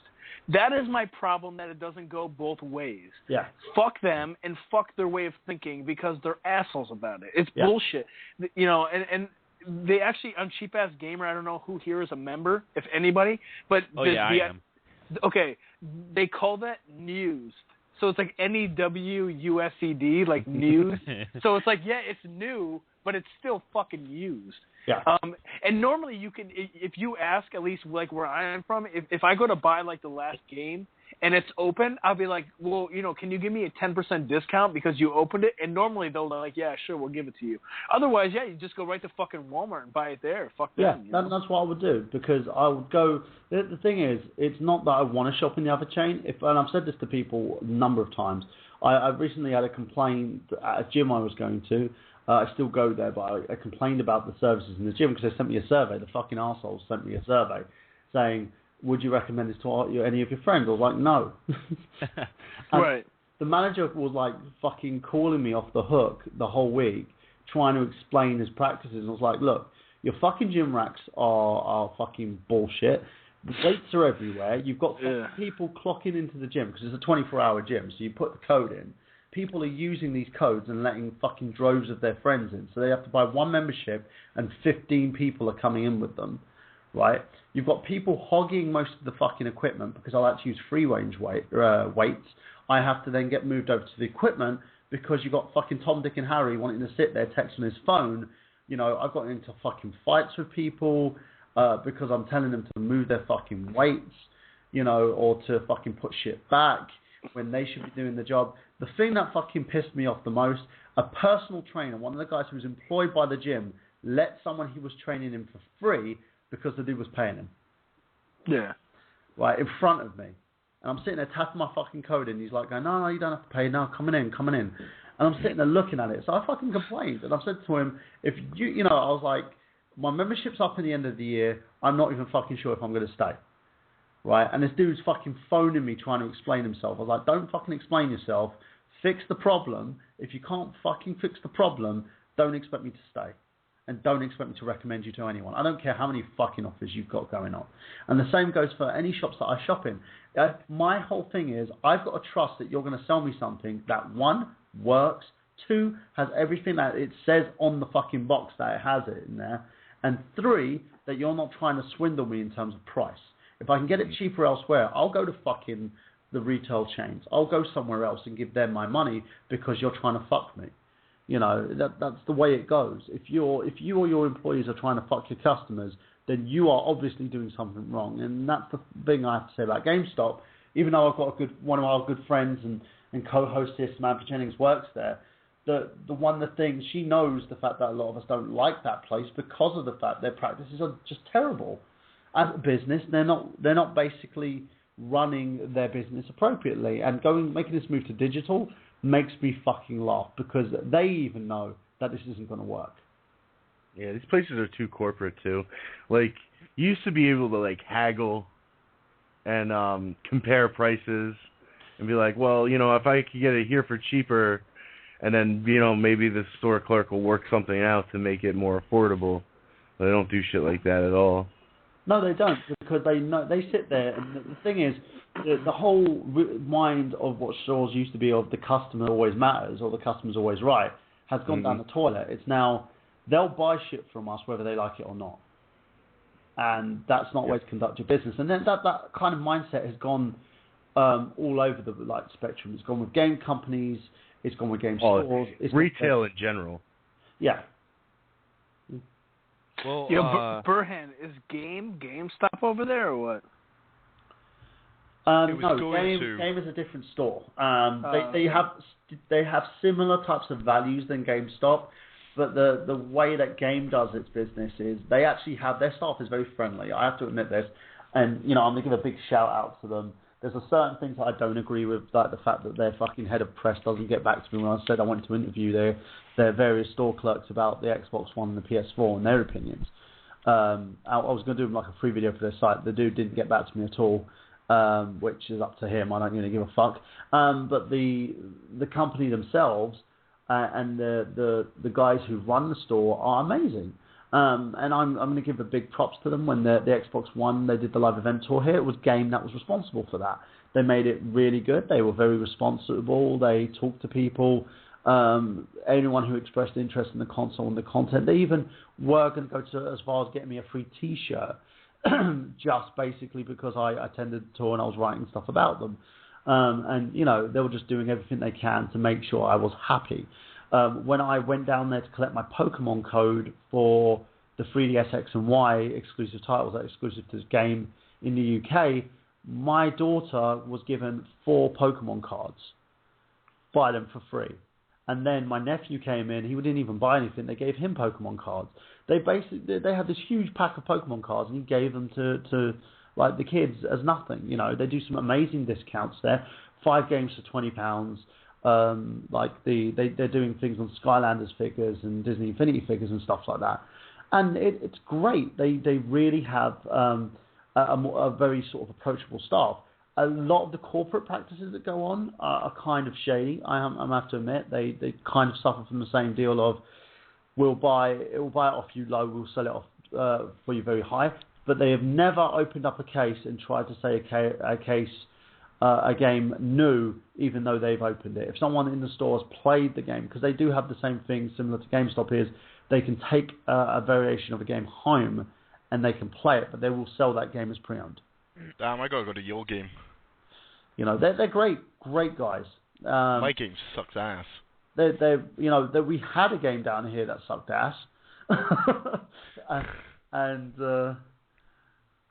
it was actually quite funny because they used to be called Game Station, who were bought out by Game. The game store that was down in Lewisham was in Lewisham Centre. This guy was a complete asshole, didn't know how to sell games, but yet ran a game store. And he was telling me that he owned the store, he owned that part of the franchise, and he was going to GameCon, which is their expo and stuff like that, and went all into his whole thing. He sold me a fucking Mega Drive 4-in-1 disc, which like Xbox Live Arcade, and I had to bring the disc back because it turned out the disc was something else. And one of his employees was like, "Who sold this to you?" I was like, "Your manager did." And the dude was like, "Oh, we usually don't accept returns that are past this date, And I had to basically say to him, "You gave me the wrong disc, and you need to give me the proper disc. I purchased this disc. The disc that was in it wasn't this disc, because it was covered by the game code, because what they do is they put their own seal on it, so you have to break the seal in order to have a look at the game inside. So for me, that store was the store that got closed down when they decided to downsize, and they changed the Game Station store that was there to Game. And everybody who works in there was friendly. They're really nice guys. Yet they don't talk as much as they used to now because they've got managers up their arse, like 52% of the time. But they are great guys, and they really do. If they have a moment, if the store's not busy, they'll even sit down and talk to you about what you're doing in terms of your gaming habits, in terms of their gaming habits. You know, they've even I've even had some of the employees take down my YouTube channel just to see what I'm doing. So they're great guys, and I hold my hat off to them. They're nothing like the horror stories that I've heard about GameStop. That's good customer service right there. If they actually talk to you and converse with you, that's repeat customer basis. Yeah, they're really approachable people, and they were even the game Christmas Tinner. That was a whole sort of promotional ruse by them. It was a complete joke that they were doing. Yeah, which is bullshit because we were looking forward to it, right, Burhan? We were actually, yeah. But they were actually telling me in the store that apparently 99% of the people that came to actually go and buy a Christmas Tinner were mums buying it for their kids as a cheap way to celebrate Christmas. And the dude was like, "Do you really want your kids eating that?" Good. I wanted to fucking eat it. I don't give a shit. No, but you would eat it. You put yourself through it. You're not going to put your kids through it. You're not going to sit there and fucking buy it for your children and say, "Here, son, have this shit." I'll put Kylo through it. Yeah, you put that's love, man. You got to suffer together. I would totally do that. But the funny thing, I was even saying it to him. I was like, I was going to do that until I found out that it was, it wasn't actually real. But they were like, yeah, it's fine to put yourself through it, but having women coming in asking it for their kids is kind of worrying. I need that tenner so I don't have to do any cooking on Christmas. It was literally that, and I was just sitting there looking at it thinking, that's just nasty. That's just fucking nasty. You must be the first parent in the world, man. You must be spending the majority of your money on fucking, like, Farmville or some shit like that. Cocaine. Do you know what I mean? Like, what can I get Timmy for Christmas? I'll buy him a tinner. This will save Christmas in our household. I just saved Christmas by buying him a tinner. Fuck, I wanted a tinner so bad. I did too. I was going to put myself through it. I probably would have been vomiting afterwards, but I was going to put myself through it. But yeah, it's kind of a shame. But yeah, they're, as I said, approachable guys, great customer service. And I think the one thing that GameStop needed was great customer service. You needed people that actually understood what they were doing, who would talk to you like a person. I don't think you get that most of the time anymore. That's the problem. Yeah. No, you're right. I went there like 2 weeks ago. I don't remember what I was looking for, but this guy came up, like the guy who was working there. He's like, "Hey, what are you looking for? Can I help you out with anything?" And I was like, I'm just browsing. He's like, "Well, do you have any used games you want to sell?" I was like, "I don't sell my used games." He's like, "Okay, all right, you don't sell used games? Okay." He's like, "Do you have any used, like, iPads or anything like that?" I was like, "I have a flip phone." He's like, "Do you want to buy used iPads?" I'm like, "Dude, please, just get the fuck away from me. I'm sorry. Like, I don't know how much more I could say about this. No, I'm sorry. Leave me alone." And it turned out that when I was leaving that, like, two of his managers were there, and they were like, pressuring him, like, what exactly do you say to a customer when they walk in the store? So I understand that's why he did it. But still, it's like, dude, get the fuck away from me, man. I've made no inclination of wanting any of the shit you're selling besides me walking into the store. So just leave me alone. That would bug me from that conversation is the fact that he was pressure selling. That we get, I work at a call center myself, and one of the things that they tend to try and get you to do is pressure sell. And I don't do it, and the single fact that I don't do it is because I don't. If you start pressure selling people, they won't come to you. If someone says, "Look, can we talk about this later?" I'll usually phone them back and talk them back, and later, 99.9%, I'll get a sale. Yeah, it works in the whole spectrum of you catch more bees with honey. If I haven't made an inkling that I need your help, I don't want you coming up to me. Well, if the guy was trying to sell me tinner, then it would have been a whole different thing. But it's the whole sort of thing of, like, trying to sell shit to you. It's like, right. Do you want an iPad? You might as well come up to you in a fucking trench coat and watches. Yeah, exactly. I wasn't interested. Do you want a tape player? I've got a Betamax up here for you. I got this. There's a rumor about this Betamax that it came from the same place that the ET carts came from. Do you want one? Yeah. $20. Yeah. I don't know. He was definitely too forceful. Yeah, and I think that's probably the issue there. I agree with you on the whole sense that I think it's not their fault, but on the same level, I couldn't work for a company that would do that. That's me. If if I basically worked for a GameStop and they started telling me to pressure sell, I probably would have just went fuck you and walked off. You pressure sell. Why don't you go up to the customer and say that? Because for the companies I used to work for, most of them in retail were like, there's certain things you have to do for the customer, and if the customer's wants and needs, all you've got to do is when they come to checkout, you upsell. And I'm usually like, nope, not going to do that. And I'm usually just talkative. I'll talk to the customer, say hi, say how you're doing, and stuff like that. And that's all the way I used to do things. Now, we've gone on the subject a little too long now, so we're going to go on a little bit of a break here, because I bet that most of our hosts here are dying for a piss. Just introducing as well, we've got Jeremy McDougall from the Radio Show here with us tonight as well. He's going to be talking to us on the subject of retro gaming, which we know very well from the Retro Unlim network. Of course, that was founded by Retro Unlim's very own Stephen Richard, not the wrestler. He's actually a normal person by the name of Stephen Richards, who used to own a website called Emulation Unlim. So we'll talk a little bit more about that, ladies and gents, right after our commercial, of course.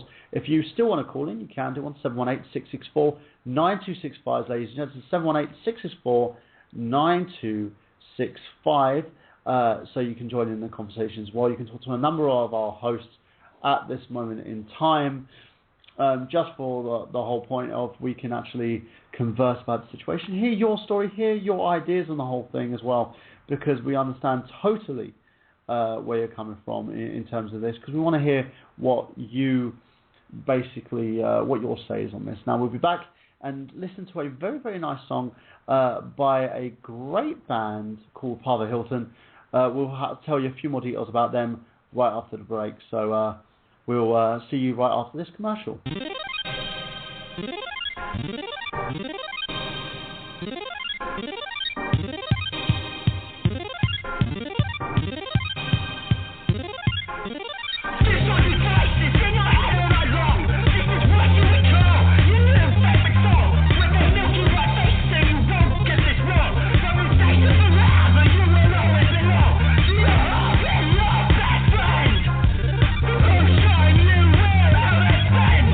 Making amends to the best of our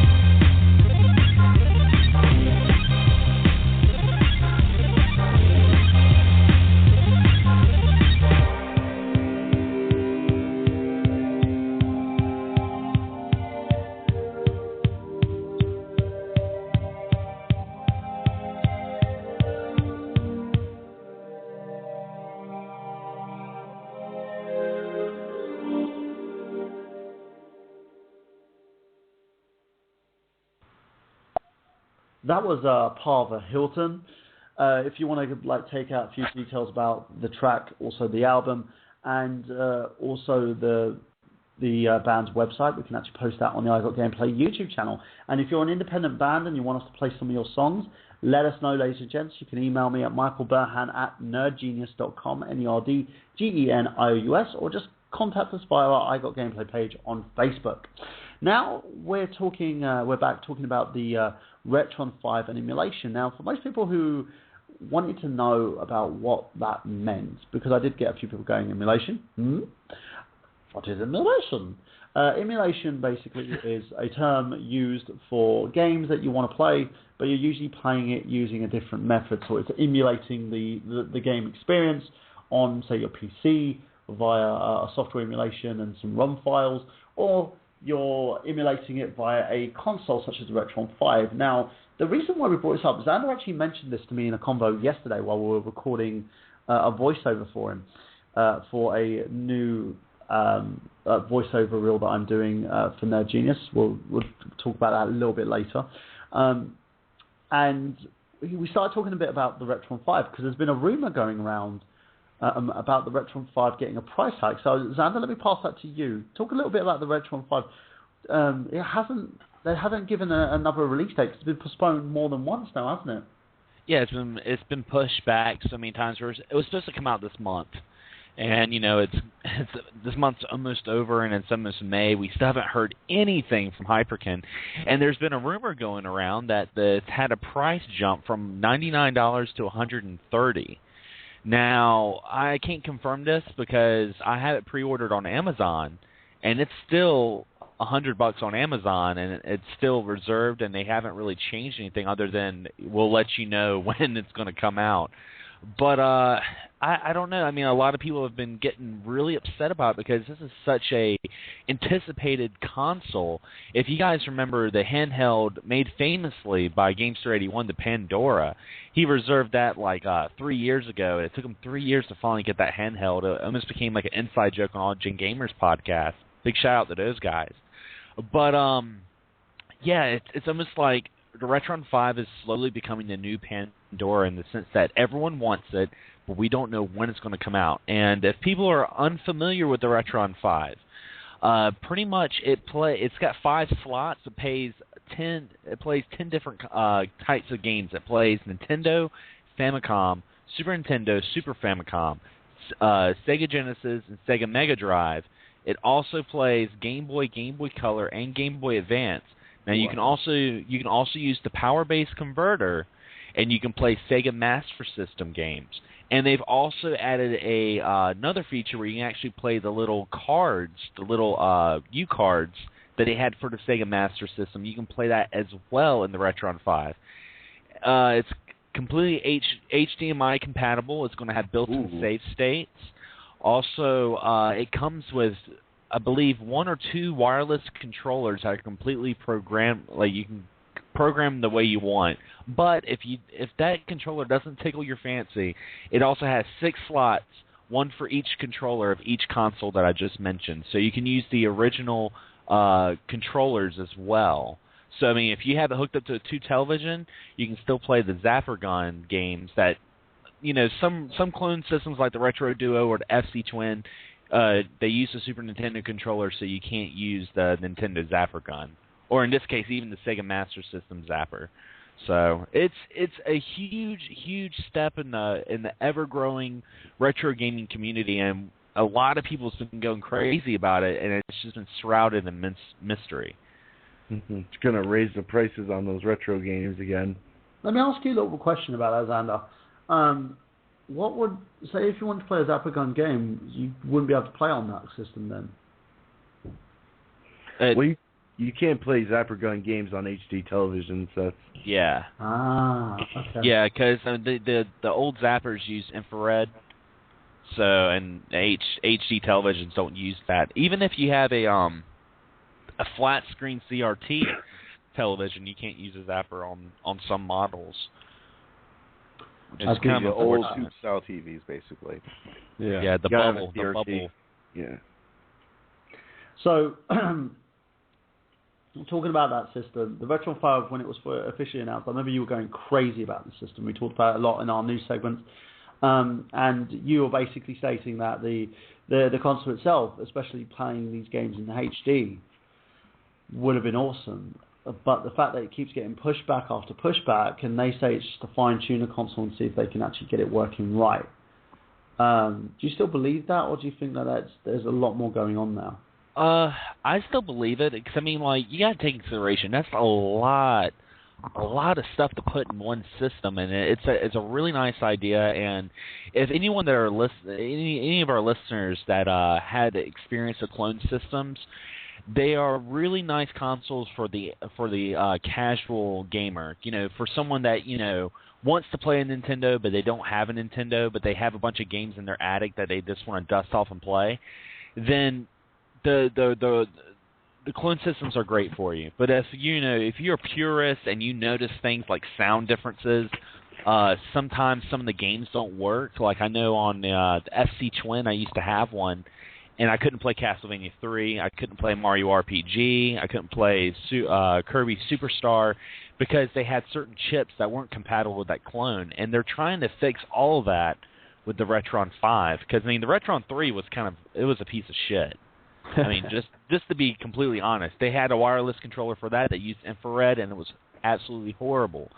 So, I mean, the fact that they're trying to tune it, I'm still very patient. Like, even if the price jumped for me on Amazon and they're like, hey, we got to charge you an extra little bit, I'm still willing to pay it, because I kind of want to retire my retro systems. I want to just pack them up, bubble tape them, put them in a container, and put them in the top of my closet and just leave them alone, because, some of these consoles are over 20 years old, and, the parts are not going to be working much longer through continuous play. Yeah. So I'd love to have, like, one console that I can have hooked up to my HD television and just play it, not to mention the room. I mean, retro collectors, that's our biggest nemesis, is having space. Like we get like all these games, we have to put up another bookshelf, and you're like, well, shit, if you're someone like me that has two televisions, I have a tube and an HD television. Yep.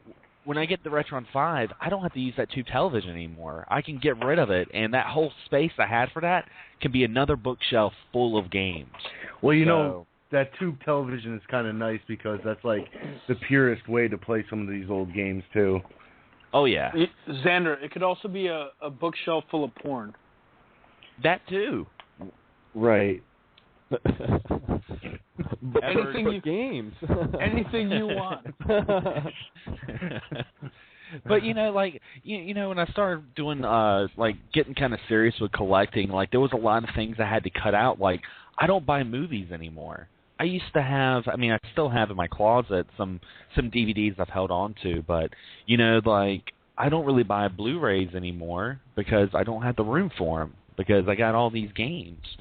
Or CDs. I don't really buy music anymore, because I don't have the room for it. So, getting something like the Retron 5 would just open up the possibilities. I'm like, oh man, I can actually buy some Blu-rays. I can buy some old animes and stuff that's been reissued in Blu-ray and enjoy them, Because I'm the kind of guy I don't like digital. I really don't. I'd rather have the physical copy in my hand. And it's just, I think it's a great idea. They just need to put it out there. Definitely. Well, saying about that as well, there are other ways. If you're struggling to sort of find a way to play your games via the HD connection on your Retron 5 to your TV, of course, because the system's not even out yet, there are alternatives. And speaking of alternative, the Ouya. So let's talk about the Ouya a little bit. So Xander, tell us about one of the things on the Ouya that you can do to sort of emulate that same sort of environment that you can play, because by emulation you can actually play every single game. Game Boy games, you're looking at freaking Game Boy Advance games, if you're looking at games that are available anywhere and everywhere, even PlayStation 1 games you can actually play on the Ouya. Yeah, what's really cool about the Ouya, and what's really nice about emulation, and I know emulation is kind of it's a touchy subject with collectors. A lot of people are like, you know what, I don't like emulating, I like playing everything on the original hardware, and that's cool. But you know, the thing is like retro collecting is getting so ridiculous. It's getting to the point where, you know, games that, you know, 3 years ago were $50 are now over $100. And, you know, I look at it this way. Emulation to me is it's cool because, I mean, you have some young gamers and that want to play retro games that don't have the money to afford it, so they can play it on, you know, they can play it on their computer, they can play it on their phones, and they released the Ouya, I think it was like, what, a year ago? Ouya is like a year or 2 years ago now. Almost 2 years, yeah. Yeah, and it started out as a Kickstarter, and it was it's a Android-based micro console. And what's really interesting about it is you can put emulators on it, and you just put anything you want on it, and it's got the HDMI cable that you hook up. You can also there's various controllers that it's actually compatible with it too. I was looking at that today. Like, you can use the Neo Geo X arcade stick. So if you want to have a main, you know, arcade emulation in your room, you can have it right there. And what's nice about the Ouya, it's about the size of a pack of cigarettes. Like, it's so freaking small. I mean, I've been really looking into it. I've been looking into that, and also the Raspberry Pi. The Raspberry Pi, the difference between that is actually the Raspberry Pi itself is a board. So the Ouya is pretty much similar to the Raspberry Pi, being the fact that you can actually modify your Ouya. You can actually modify the fan inside the system itself, and they also have an expansion port on some of these systems that can allow you to actually expand the memory on the system itself. So it's a good little system, especially for something that you want to like take your kids through and show them the in and out of workings of your system. If you wanted to know, you can do that, and you can also use your Raspberry Pi to actually hand build a system that you can actually put together yourself, a mini system that can run on Linux or anything like Windows 95. So that's very, very true there, Xander. But are you looking at sort of making a system, putting a system together yourself? I'm trying to look at cost, and I'm trying to look at knowledge, because I'm not really that computer savvy. But the Raspberry Pi is very, you know, it's very foolproof.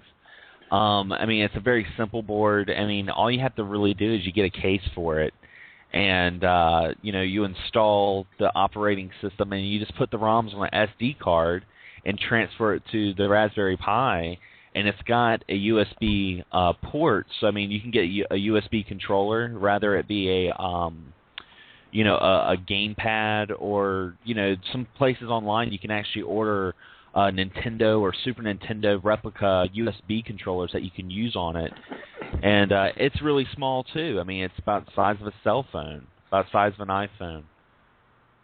So it's Let's ask a few questions to you guys. So what would you be buying, Zach? If you had a choice between the Retron 5 and the Ouya, would you be going 5 with the Ouya or the Retron 5?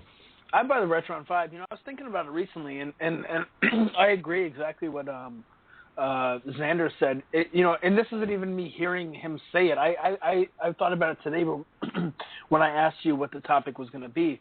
And for me to be able to put away my Super Nintendo, my Genesis, and my Nintendo, and you know, even my GameCube with the Game Boy player, or my Super Game Boy, whatever, it's so nice to be able to have one system that you just carry around with you, and it's new, because you look at, like, you know, the NES. I used the toaster and the top loader Top loader is obviously like more efficient, but it doesn't look as good.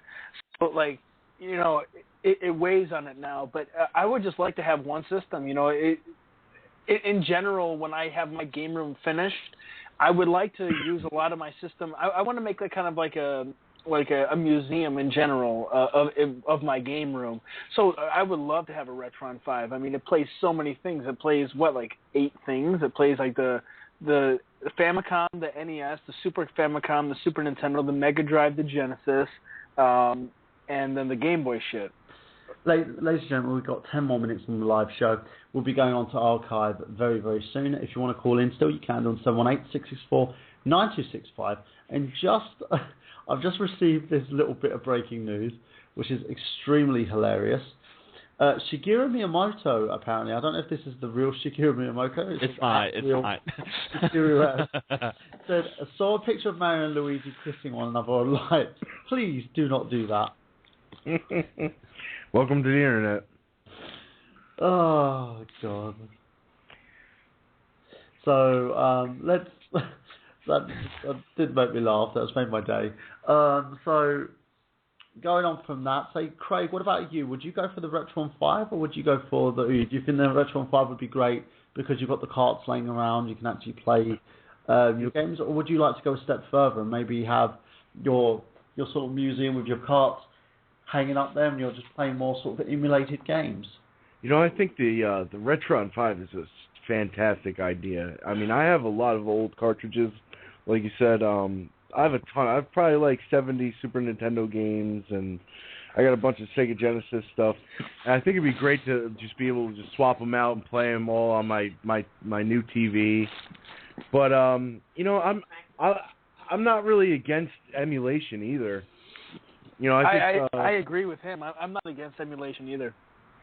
I don't know, especially, I mean, nobody's making money off these games that are 20 plus years old, you know, except for... Well, yeah, and like I don't know, when we were at PAX, Tom went to a DLC booth, or it was like a panel, and they were saying like, well, what do you guys think about people like pirating your games? And one guy was like, you know what, if people are pirating our shit, they weren't going to buy it anyway, so I don't look at it as a loss. I just try to, you know, put more stuff out to the people who will buy it. And I agree. If people aren't going to buy it, they're not going to buy it. Who gives a shit if they pirate it and take it? They weren't going to give you money anyway. Right. Plus, it gives you an opportunity to play some of these games that you would never have. You know, I'm not gonna pay $20-$30 for a Super Nintendo game that I don't know about. You know, if I played it on a emulator or whatever, and I really like that game, you know, I'm gonna try to maybe, you know. Yeah, I agree. Yeah, like a lot of companies, especially when we talked about Nintendo, like cracking down on YouTube shit. One thing is, yeah, granted, they're not making any money on this stuff anyway. Like we talked about NES, Super Nintendo, N64, whatever, GameCube. They're really not making any money on this shit anyway. But, you know, some games, you're right. They get a lot higher than $20 or $30. But even like a $20 game, for me to spend $20 on a game, you know, I have to know that I like it. So that's a good point. You know, you're able to play, you're able to experience it, you're able to see it. And technology, that's the thing about technology, music, movies, video games, they're all fucked. They're all fucked. So the only people that you're going to have buying your stuff are people who actually like your stuff. I mean, I buy books all the time, and I'm reading them all the time. But, you know, who's even making money when I go to the library to check out a book? You know, who the fuck is making money then? So, I mean, that's a legal way of doing things, but I don't think anyone's actually making any money because I check the book off from the library and I return it before I have to pay any money. So they've obviously only bought one copy of the book, and so the person who wrote it isn't making any money from that. Right. So I don't know. I feel like if you want it bad enough, you'll buy it. You know, if you want a physical copy, you'll have it. Yes. And also, I don't know. I forget what I was going to say. Pirating, renting from a store. Books. My question is, okay, sorry, I don't mean to interrupt, but I'm just sort of like, what's the thing with collectors? Like, why are they so pissed off with emulation when it has nothing to do with them, really? And it's sort of like, are they the same type of person to download a fucking TV show or a movie or something? You know what I mean? Like, no, I don't think it's that they're pissed off about emulation. They just don't do it. They just don't use it. I mean, I Some personally, are snooty. Plus, I think Yeah. all of us buy Oh, new they're games. right against it, man. Like they're like, Yeah. oh fuck that, you're Well, not yeah, a real like- gamer. I don't use emulation at all, but to be fair, like before I got my computer recently to like edit videos, I didn't really even have a computer. So, but I'm also not a guy who spends $200 on a video game. So, if I don't find it out when people watch Two Pro Noobs and it's like a more expensive game, we probably don't own that game, and we're probably emulating it just to play it, but if I do find it, I will buy it. Like, a lot of them, when we played Pocky and Rocky, I actually own that game, and we played it a bunch.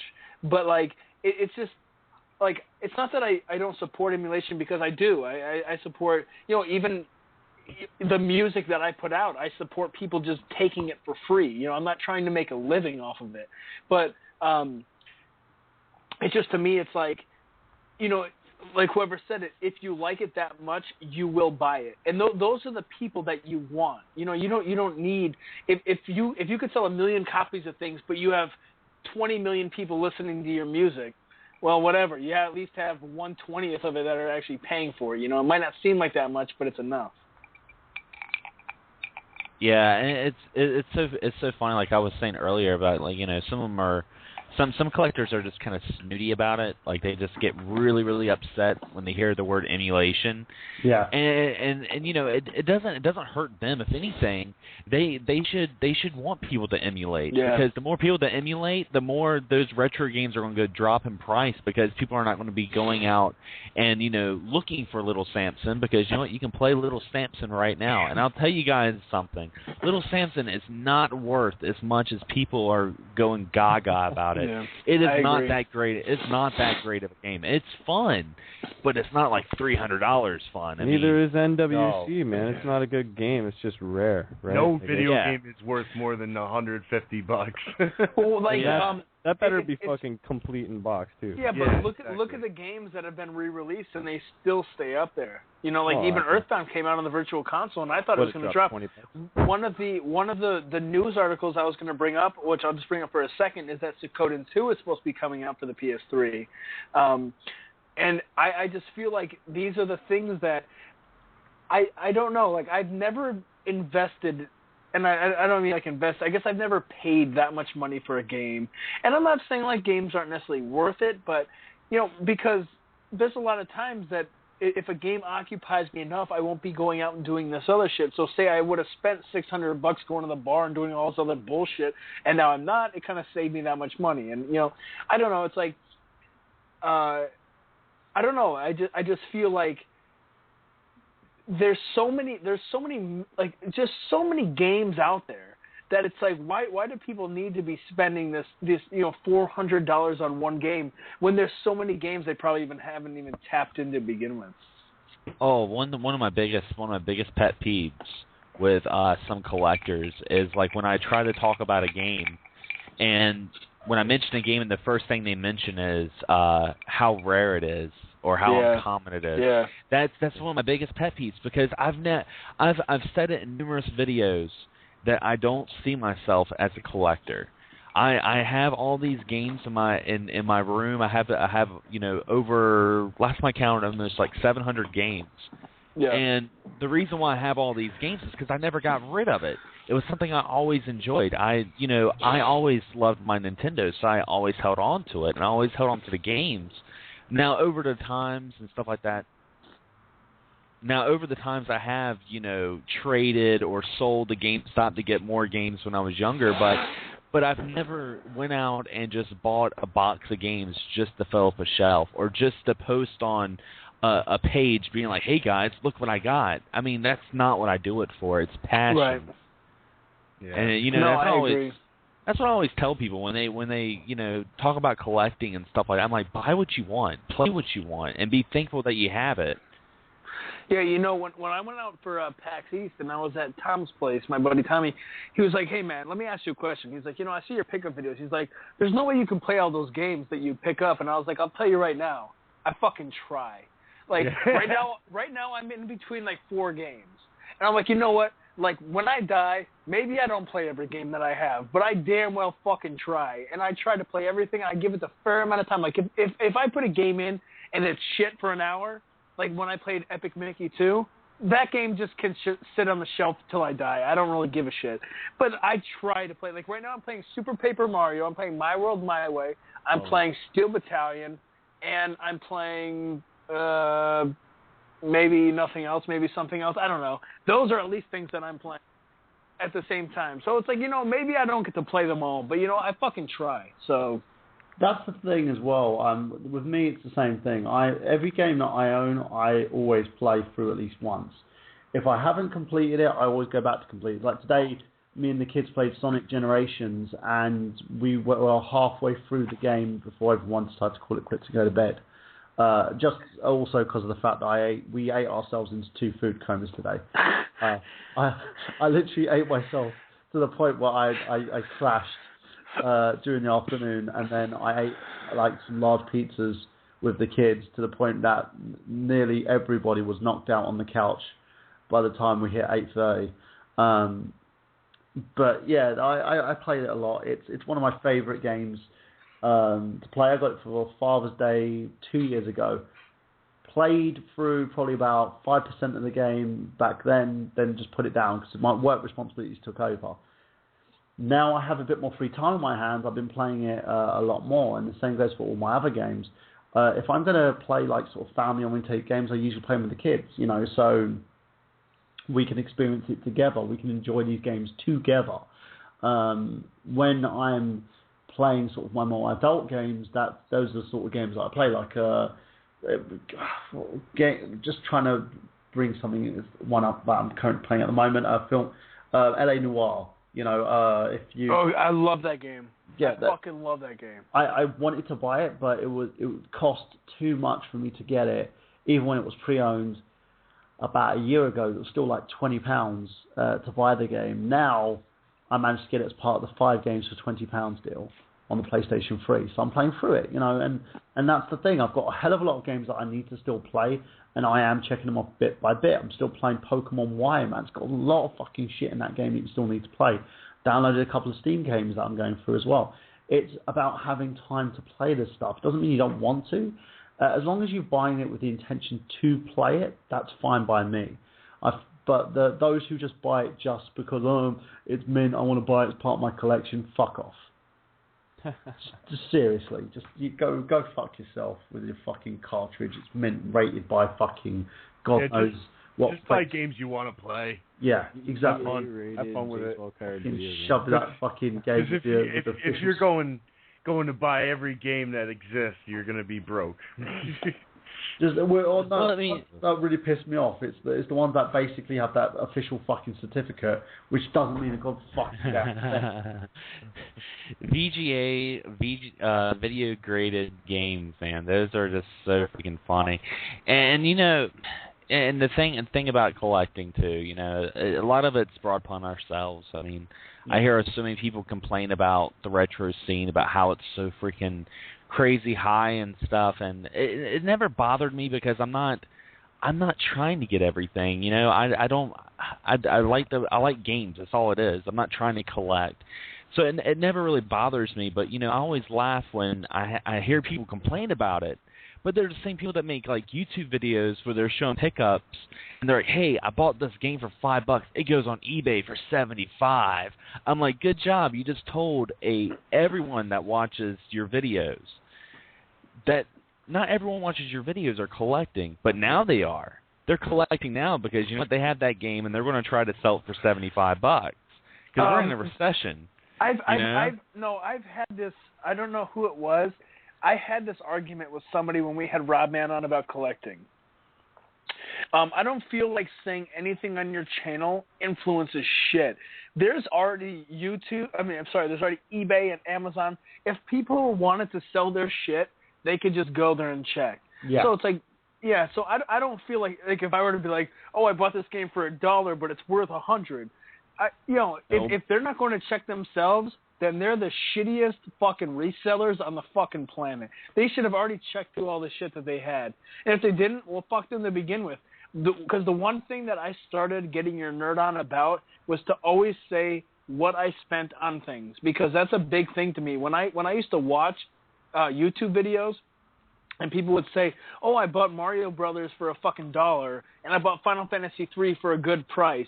That's the shit that pissed me off, because people aren't watching your channel to know that you paid $1 for Mario Brothers. They're watching your channel to find out how and why you're paying $5 for Final Fantasy 3. That's the kind of shit that's going on. So to me, I always tell people what I pay. I don't give a shit about any of this other stuff. Nobody, if anybody's watching Getting Your Nerd On to get rich, you're fucking wasting your time, because you have Amazon and eBay and all this other kind of bullshit to do there. Yeah, and I have nothing against people that say the prices, but it's just funny to me when people complain about it. And I'm like, you're kind of doing it yourself, because I mean, like, look at some of the games that like Angry Video Game Nerds done reviews on, or look at some of the games that bigger name YouTubers have done reviews on. Those games go up, like those, because people watch it and they're like, man, I want that game. So the value of it goes high. I mean, look at Dr. Jekyll and Mr. Hyde. Yeah, there's no reason Action 52 should be worth $300. No, and you know wait, what is Dr. Jekyll and Mr. Hyde going for these days? Oh, like fucking probably $40 or $50. No, fuck you, no way. Yeah, go to eBay, man. I'm telling you, it's at least $30 US. I'm sure of it. Yeah, way. I also remember the game was like $1. I'm telling you, man, it's like if big name people like a Happy Console Gamer or an XS Gaming or somebody good and popular mentions the title, everybody is all over their fucking bag about it. It's all, oh my god, I gotta get that game, and then they'll buy 100 of that game, and then I'll sell them for $100 each, and then it's all of a sudden fucking insane. I'm going to say the same thing when it comes to, like, similar to what Rodman said. If you're in it to get rich, you're in the wrong kind of business to get rich on. We were proving that today with the ET. We were shown that today when everyone that's been holding on to their complete in box ET, and they had this, like, oh well, I'll sell this to you for this much because it's ET. This is a legendary game and blah blah blah. Well, now the legend that came out, and everyone dug up a huge stack of them. So the value of them are just going to completely drop, and that's what happens with retro. Well, how much is that game, man? I could get it for $10. For ET to begin with. That's why emulation is like the way to go. If you're not willing to drop like hundreds of dollars to build a collection of old games, I don't see anything wrong with emulating them. And there's so many games that honestly I would have never played if it was for emulation. I would have never played Earthbound. Get it. Yeah, I would have never played Little Samson, because Little Samson got really popular from the Game Chasers. Once the Game Chasers 3 years ago talked about Little Samson and they got popular, that's when everyone decided, I want that. That's my holy grail. The whole holy grail thing that means complete bullshit. Yeah. But TBI shit. Fuck, that bugs me. Yeah, I mean, so I mean that's what happened, and I was able to actually play that game, and I'm like, you know what? This game's not worth $300, or however. I don't even know how much it's going for, because I don't do a whole lot of online shopping either. Everything that I can honestly say that a lot of stuff that's in my collection, over 50% is stuff I found in the wild. But you gotta also take into consideration, these are games I've been buying since I was freaking 7 years old. And it's that's the reason. And if anything was to happen to my games, like if I had a fire or something, I have emulation to go back to, and it's so convenient, and it's so. I feel so privileged that we live in a society that has this technology to be able to do this. Yeah. Because you go back 20 or 30 years ago. Once it was gone, it was gone. If someone took your stack of vinyls and set it up on a thermostat and it melted, you couldn't listen to Iron Maiden anymore. Now, you can download it on your phone. You can go on YouTube and listen to the whole album, A Number of the Beast, if that tickles your fancy. Yeah. But, back then you couldn't do that, and it's so nice because these games aren't going to last forever. We have bit rot, CDs start to lose memory after a while. When we're old people in nursing homes, our Atari 2600 is probably not going to work anymore. But we can still, go and use whatever internet service we have then, probably Optimus Rift and play, a virtual reality version of Missile Command or something, So it's nice, and I'm glad we have those options now with the Retron 5 and the clone systems. I think it's awesome. Well, moving on to that, it's not just the small consoles like the Wii U and the Retron 5 that actually do emulation. Does everyone know about the PS4's next system update that's going to allow you to basically play PS2 and PS1 games? That's amazing. As a digital download, or can I put my disc physically into the system? You can put your disc physically into the system, I believe, as well. That is a bad fucking idea. Why? Because the system isn't obviously meant for it. No, it's not, because the system's... The thing is, the system could emulate it, but it's not built the same way as a PS1 or a PS2. Yeah, but it's, it's an all-in-one, That's what I like about my PlayStation 3. It's not. I could play my PS1 games on my PlayStation 3, and they play fine. How many times have you seen a PlayStation 2 that after so long it would stop reading fucking DVDs, or the dual-layer DVDs, or the CDs, and then all of a sudden you could only play certain things on it? It wasn't meant to go backward compatible. The reason behind that, I think, is because the lens ends up wearing out. It's not due to software compatibility. It's more actually due to the lens being unable, because it's being used. The lens isn't built for Well, it was the stress of playing DVDs on the PlayStation 2s that burnt out the laser. Yeah. Which was fixed with the Slim. But yeah, exactly. So, but going on about that they are using an emulated environment in order for you to do that. Now, the Wii U has an emulation software on it as well. If you download any virtual console games, they're all emulated. They're done in the same way as casual emulators are done for the PC, how the emulated environments are actually done via your, like Ouya, for instance.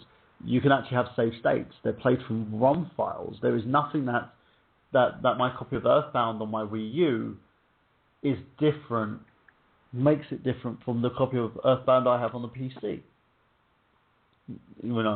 So that shows that emulation has become a big part of our current gen gaming. Xbox One, again, if you look at what they're going to be doing with the Xbox 360 and Xbox Live Arcade, they're going to be emulating these games. Now, how about the original Xbox? Nope, they dropped the ball on that shit. Yeah. Saying that, my original Xbox is actually modded. It has about 100 different emulators actually stored on the system. No, I got that too. I meant Xbox One playing original Xbox games. But yeah, absolutely. Like, the original Xbox is great for an emulation box. Yeah, it was hacked to death, that system, in order for people to do it, because you could find a way to do it. The Wii, the original Wii, the one reason why this console sold, and the one reason Nintendo actually don't want to admit this, but the one reason it was sold, the virtual console, it made a lot of shit ton of money for it. It wasn't just a virtual console. You could hack this system.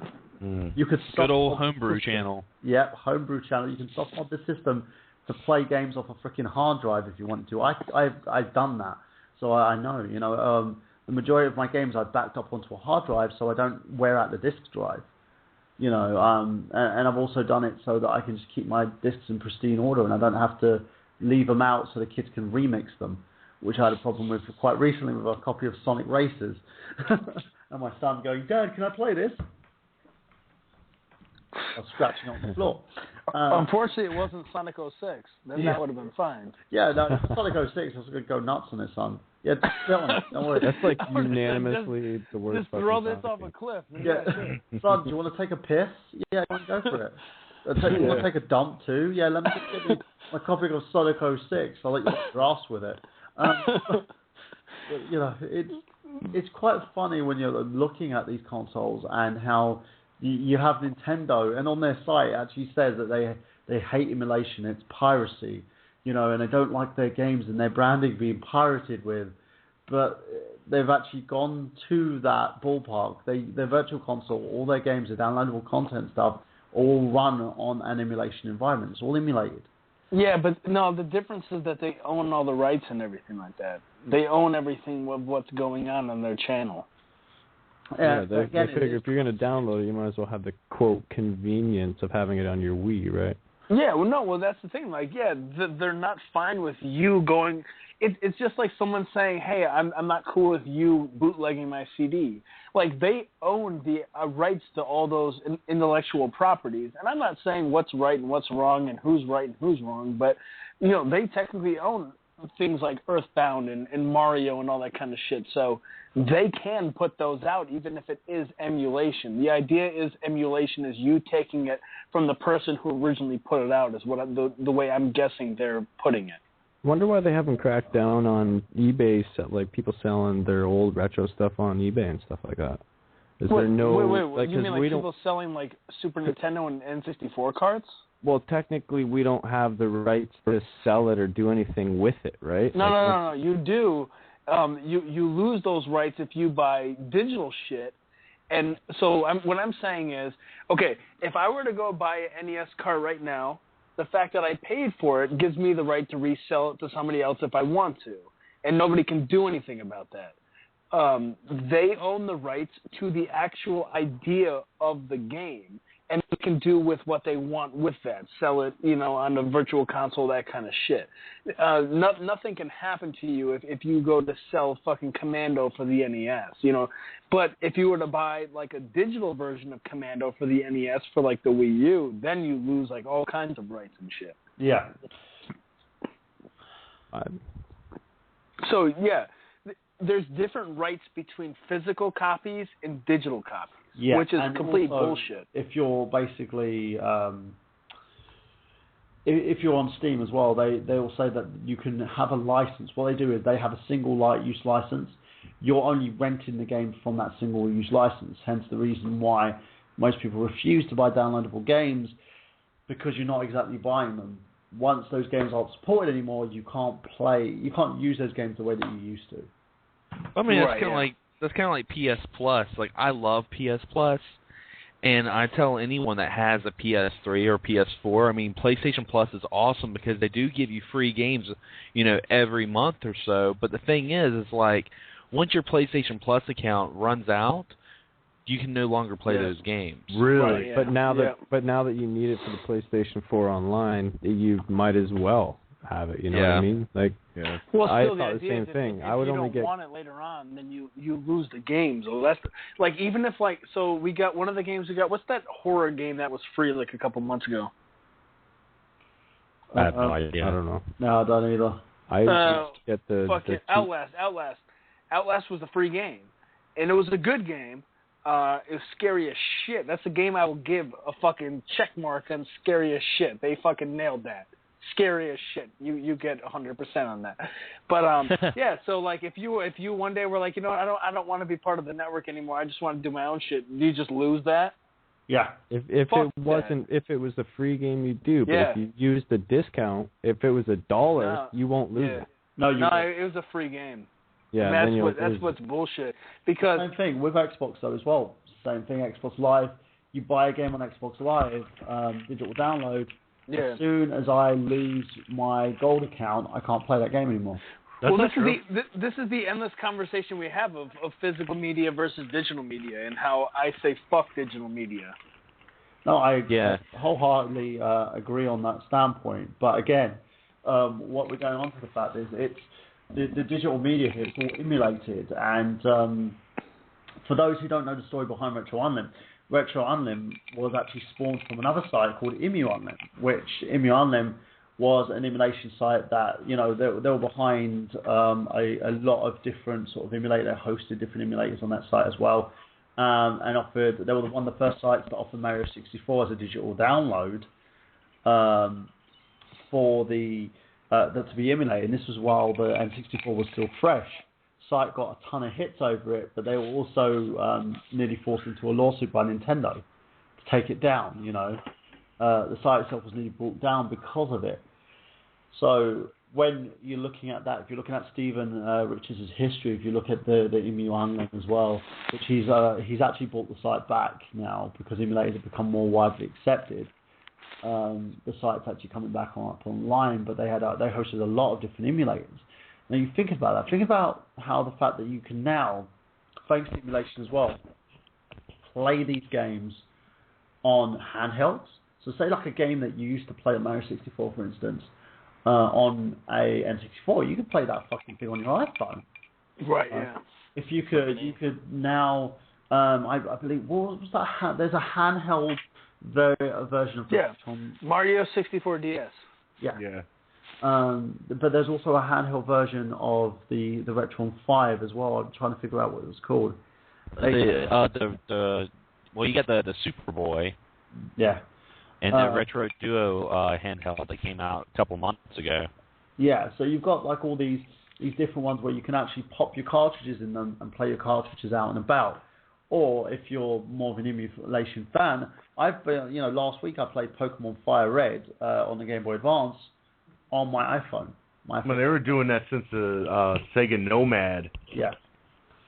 And again, speaking of Nomad, they were doing that with that console as well. So you can see how far this has sort of come. You can play stuff like from your early years, if say you're like John Gamester and you're more sort of an Atari or ColecoVision fan, you can play Atari games, you can play ColecoVision games, 2600, 5200, 7800, Atari Lynx, Atari Jaguar games, which can run very smoothly on your other consoles. Like on my Nintendo Wii, I can play a PS1 emulator on that. So see how far this technology has come to the point where you can actually play these emulations on these systems. You don't necessarily need the console itself to do so. And if you're looking at HDMI, probably the best alternative for you, apart from the Retron 5, is to get an Ouya, because an Ouya you can do it unless you've got a laptop that supports HDMI that you can plug up to your television, or if you want to do capture on it, you can actually do that. Put the emulator on there. Plug in a USB to serial like ports. As for instance, there's an NES converter where you can plug your NES adapter into the converter, which plugs into USB into your laptop. You can do that. PS1, it supports PS1. You've got the a converter for the trying to think, Dreamcast, Saturn. The VGA cables. Oh, okay. Yeah, I'm thinking of something else. No, I'm talking about the pad, the controller adapters. There's loads of different adapters out there to do it. You don't literally have to emulate the console itself. You can play these to a T. Does everyone remember about Bleem, for instance? Yeah, that's what I was talking about. Bleem. That's what I was mentioning. Yeah. I said bleep or whatever, but yeah, Bleem. Yeah. Bleem. This disc actually came free. This disc actually came free with the Sega Dreamcast magazine over in the UK. It came free with Electronic Gaming Monthly over here as well, for the PlayStation. People were kicking a fucking shit fit over this. Oh, yeah, absolutely. Quick question. Does anybody have a copy of Chex Quest they could send me? Via ROM. Well, yeah, no, I want the... I remember that used to come free in fucking cereal. I used to have that. Yeah, well, if you find it, send it to me, thanks. I called dibs. I'd like to, but I'm kind of looking for it, too, because I don't I already called dibs above you, so if you find it for yourself, you got to send it to me. Thanks. Sorry. End of story. That's it. Yeah. New topic! Do you want my shirt off my back as well? Yes, I'll have your shirt too. Dude, that game is the shit. I used to love that game. Yeah, and remember, Travis, do you know how long his dick is? He will dick slap you. You'll Travis. just a big thud on your door. It'll be like, yep. Opens the door and a big dick just goes. Yep. Travis, just listen. That's the truth. It'll scorpion tail. It'll cross oceans. What's up? I said it's like a scorpion tail. Yeah, scorpion. Get over now here. That's a disturbing thought. That's pretty disturbing about that. I'll tell you what, I'm going to go on eBay and I'm going to look for that game, and if I see it, I'm buying it for myself. Well, if you buy it for yourself, I already called dibs, so if you buy it for yourself, technically you're buying it for me. I'll tell you what. Travis, he did a lot of eBay shopping when we get on the IGG. Yeah, well, he bought Shaq Fu, remember? Yeah. This is actually funny. Travis is actually, every time we do an IGG episode, Travis always goes straight to eBay. Yeah. You don't really look this up. Oh, dude, I totally found the game, and I'll tell you what. If I were to get that, I'll trade you for one of your Virtual Boys. How about that? That's what I thought. Well, dude, here's the thing. I know there's a copy at my parents' house, but I know there's also, stacks of, fucking DVDs that I put pornos on and stuff, so I gotta sort through things. But I know there's a copy somewhere. Well, okay, I'll tell you what. I'll tell you right now. I found on eBay. There's a copy of Chex Quest, disc only, for $8.95. Buy it now. $8.95, dude. That's not bad. But you know what? I used to get a cereal for like $3.95. So you know what? I'm not getting the cereal, and I'm getting butt fucked. So I have to check it out. Dude, okay. Ask Zach, is it these porno DVDs? Are they like you and Kyla having like a? No. Oh, no, I'm sorry. These porno DVDs were from like when I was in high school, like burning porns onto discs. Oh, I thought that was you basically just having like monstrous sex strap-ons or something. Though. Or no. After a Street Fighter session or something like that. I wish, but no, they're just like me putting pornos on a disc. See, Travis would have been a bit more tempted if they were basically you, like, you know, having sex with someone. Well, that's the thing. Like, here's the thing. Don't put words in my mouth. Look, Travis is thinking about it now. It's like he's ready to negotiate. He's thinking. But here's the thing. Like, Chex Quest was originally free, and it was like half Chex Quest, half fucking AOL disc. But now people are trying to sell that shit for like $10. $34 here. I know I had 100 copies of that shit at some point, and I used to play it because I thought it was so funny. I remember one of the weapons was a fucking spork. Like, it was just funny. It was like Doom, but funny. Oh, and so now, here's a copy of it. Breakfast Doom. And cover. It's got 2 discs. It's Chex Quest plus the AOL Captain Crunch's Crunching Adventure. Yeah. £6.80. Yeah, that's nothing. All right, I'm going to YouTube, and I'm going to eBay and buying this shit tonight. Good lad. I'm glad we convinced you. Never mind. I'm going to tag sale tomorrow and buying that shit. Make sure you like trade it in for a song. $11 here. There you go. Yes. $11 for the disc and the case. But anyway, going from that, ladies and gents, as well. So emulation is kind of a vast thing. You know, we quite recently talked about the Streets of Rage reboot game that has been, you know, making its rounds, and how Sega tried to get this thing shut down. That game in general had what is basically an emulated version of Streets of Rage, but it's been redone, made into a whole new game. I've got it on my PC. That's another game that's, for me, as someone who wants to play Streets of Rage, it's actually the best version of Streets of Rage ever. You know, so it's called Streets of Rage Remake. So check that out. It's amazing. Google it. I'm not going to tell you the site that has it hosted because they'll probably get shut down. I don't want that to happen. So let's talk about this a little bit as well. Arcade games. Remember those games that you could basically play in your arcade? You can play those on your Ouya now using a Mami emulator. Fuck me. You know, just imagine those freaking huge cabinets that you had to play. People shove these into a PC cabinet, and they make these arcade cabinets from them and put these huge 52-in-1 sort of arcade emulators that you can play in your home with a fucking arcade stick. How fucking awesome is that? You know, so let's ask you a question, Travis, because I know you're against emulators. You don't like them. You find that it's not the best way to play a game.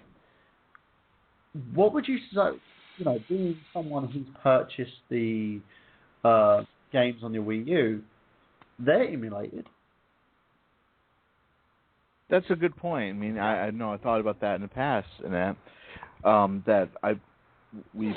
games like that we purchased on the Wii U, the NES games, Super Nintendo games, and now I got GBA games, which are really cool. What I like about it's like, oh jeez, I'm trying to explain this the best way. There's emulation where it's officially distributed. Where you have to pay so much in order to download the game, which is fine. And then there's the emulation where you have to, you download the ROMs and all that stuff onto your computer and you just play them for free and all that. Okay. What about, say, Triforce games? Triforce games. They're the ones Elaborate. Made by Namco, Sega, and Nintendo, only released on arcade. You know what? I might actually explore that avenue. I really would. I know I'm contradicting myself and all that stuff, but I've been really thinking about it, especially the conversation we've had this evening, where emulation it's not that bad of a thing, really, especially if you're trying to get games. Out that I could play Mario Kart Arcade GP and GP2 on my Wii. I'm going to do this. Well, what I was going to say too is, you guys remember when the Neo Geo X came out? You know, I was really looking forward to the Neo Geo X, and I got it.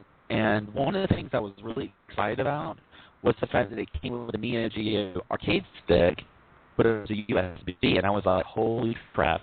I was like, this can be hooked up to a PC. So actually, I have another laptop that I use strictly for main. That I have a bunch of arcade games, and I can hook it up right to my old laptop that runs like Windows XP and play it with my Neo Geo arcade stick, and it is so freaking awesome that I can, you know, play some games like Hammering Harry or, you know, Kadach. I can play these games on my laptop. Like, I could lay in bed and play arcade games. I mean, how cool is that, you know? You kind of sound like Optimus Prime on there, Xander. Yeah. That was really messed up there. But I do understand what you were talking about. I actually got the gist of that. The Neo Geo system, which I believe it's Playmore, are kind of actually suing the company that made these Neo Geo port systems, the arcade gold systems and stuff. They're all emulated, but they're made really badly because they've got the emulated system on the sort of portable system itself, and it's sort of like the bits are glued together, made rather shoddily. The cards themselves aren't really worth much, you know. And it was their way to sort of get the Neo Geo back into the market, and it's kind of a shame, in a sense, the way that it works, because they've basically made a very badly emulated version of the system. Once you click it into HDMI, it doesn't look great. Components terrible as well. Porting these things onto televisions. Screen tearing. Yeah, it's terrible. Yeah, I remember when you told me that you bought one. Then I think it was like a couple of months afterwards, they discontinued the fucking thing because of how many complaints they got about it. But I do the same thing. I basically have a laptop of my own that I play Steam on, that I play emulated games and stuff like that on there, because it's my personal personal PC that I use to watch porn, and two, it's also so much easier to do so. You know, you can play any sort of game that you want to. If you're like me and you like to play some games and show them on YouTube, you can do that using your screen capture software and just capture it straight from your laptop rather than having to connect your machine into there using a freaking adapter. Can I just make another point I was going to make there earlier is when I was saying about emulation. The thing is, for me, is Barry, get on to the point where there's emulation where you buy the official digital copies, which I fully support, because the companies who have that available, they actually treat the digital versions the best way they can. You know, they do all the stuff. They have to make sure it's technologically up to par. It can work with the equipment, you know, and all that stuff. That's fine. But if you're just downloading ROMs onto your computer, for instance, there might be some games that might be incompatible up front, or that not a lot of care was taken into porting them. I will say this. I will say this, Travis. Did you ever play Mortal Kombat Arcade Collection? I have yet to get that. It is a horrible online port. The online servers, I don't even think the servers are up anymore. But when they were, oh my God, they were awful. I remember I stayed up late one night just to watch the Xbox server reset so I could purchase that game. And I was so excited about playing Mortal Kombat 1 online with other people. And it was so laggy. I was so disappointed. So, I mean, like, sometimes the ports aren't always that great, but I will say one thing that might even convince you even more about emulation, and that is you can actually play people online with some Super Nintendo games, with some Super Nintendo emulators. You can actually play online with your friends. Yeah, even Okay. NES Alright. games as well. There's an NES simulator out at the moment where I can actually play a 2-player game online, like games like Teenage Mutant Ninja Turtles. Oh, I remember seeing that with JonTron and the Furnaces did that once. Yeah. They're even actually looking at supporting some for like the Game Boy Advanced. So you can play certain games as well. So if you own a Ouya, you could play online with your friends like Mario Kart. Yes. Oh, Yeah. hell What? yeah. That sounds What? good. I might just kick the Retron 5 right in the asshole. I mean, you can do that. You can do that now on your laptop. I mean, all it is SNES 9X. Like, it has online support on it. So I mean, you could play like right now when we get off the podcast, we could all play Mario Kart. You know. So I mean, like, it's really cool. Mario Kart. Too bad they shut off Mario Kart Wii. Yeah, well, not even just that. We could play the Super Nintendo version online. Yeah. Yeah. How could we play with all 8 of us, though? Like, It's just because it's a 2-player game. We Well, have to take turns. Either that or they've modded it. But that's the thing. And you know what? From Emulation as well, we've seen hacked ROMs. I've talked about this quite briefly in terms of like the Pokemon franchises. Is somebody snoring? No. Zach fell asleep. Sean? I just Zach, playing oh, Garden Warfare, man. Oh, okay. Zach, are you sleeping? Zach? Zach. He's probably dead. Anyway. Zach. Snake! I was doing my Archer impression. But yeah, so you're looking at these games. You're looking at the way that you can play certain games online. They're actually experimenting to try and bring this type of technology out, so you can physically do that using a Super Nintendo. So you can play games like Zombies Ate My Neighbors with a friend, and that shows you how far the emulation has taken, and it's gone from a fact where you could used to it would take a freaking ton of sort of like disc base to play certain games, that you can now actually play it like within a few megs, pop it onto your PC and laptop and play this online. Now, what I'm going to do, guys, instead of listing out the list of emulators on the show tonight, what we'll do instead is we'll actually post the list of this via our Facebook page, facebook.com/IGotGameplay, to give you a list of the emulators. I am not going to give you the sites. You'll have to find those and track those down yourself. You could go to Emu on them as well and have a checkout from there. Now, finishing off on the show, because it is getting rather late now tonight, and Zach probably needs to get some sleep. We're going to basically now move over to plugs, guys. And as always, make sure that if you like the show, you love everybody in it, and you love the content. If you're from the UK and you want to come and meet me, you can do. I'll be at the Play Expo in Blackpool next week, Saturday. So I'm going to be there with my camera, basically documenting the entire event, and also talking to a number of YouTube celebrities here from the UK as well who will be there, including Larry Bundy Jr. So make sure that you guys check that out. So let's go to plugs. So we'll start first with Zach. Zach. He plugs the Sandman. Wait, hang on. Okay, hold on. I got this. You guys want to cover your ears. Zach.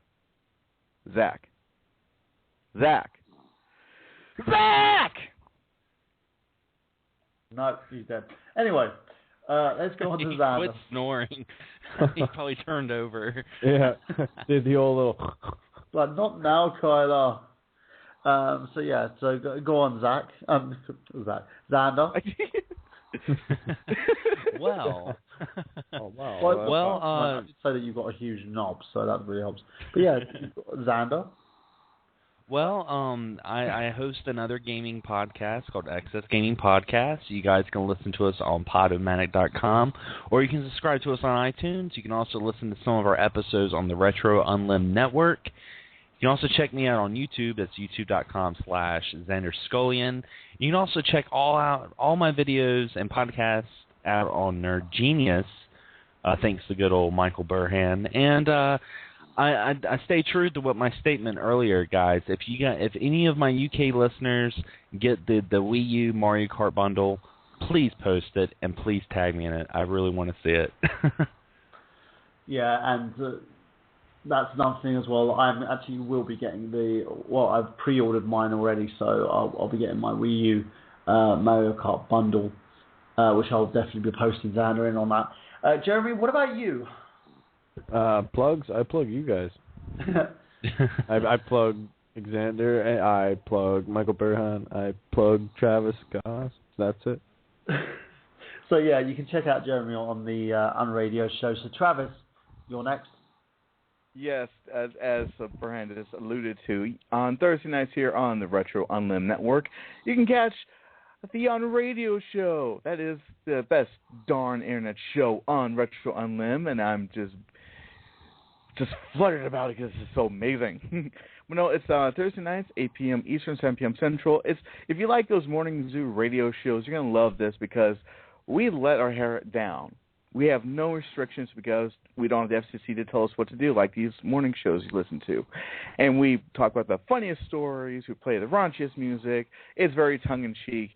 And you guys, if you haven't checked it out yet, please do so. It is a lot of fun. Jeremy McDougall is on there, as is Michael Burhan, Craig Kellerman. Xander, I'd love to have you on the show sometime. Oh, yeah. And a lot of yeah. And Zach as well when he's not sleeping. Yes, of course. So it's 8 p.m. Eastern, 7 p.m. Central, Thursday. It's the On Radio show right here exclusively on Retro Unlim. And if you want to find me on YouTube, it's youtube.com/rose-colored-reviews, youtube.com/rose-colored-let's-play. You want to get a hold of me personally, TravisGoss79 is my Twitter handle, and Facebook.com/TravisGoss1979 is how you can find me on there. And also Tuesday nights, 8 p.m. Eastern, 7 p.m. Central, I am a co-host on Miguel Leon's show called The Untitled Movie Show. And you can find me here every Saturday night for I Got Gameplay. Yes, and Sean. Yeah. Follow me on the Twitter, SeanC2K37. On the Twitter. YouTube.com/ What? On the Twitter. On the Twitter, yeah, on the Twitter. On the Twitter. Follow me on youtube.com/SeanC1989. And if you guys have got Garden Warfare for the Xbox One, add me as a friend at SeanC1989. Love to play with you guys. He loves to play with himself too. And so yeah, add him on there. Sean's he works very hard on his YouTube channel. He's got some great videos on there, great content. I'm surprised he doesn't get enough subscribers. He should be doing. So make sure that you subscribe to him on there. And last but not least, of course, Zach Latour. You can catch him on Facebook.com/GettingYourNerdOn. You can check him out on YouTube.com/GettingYourNerdOn.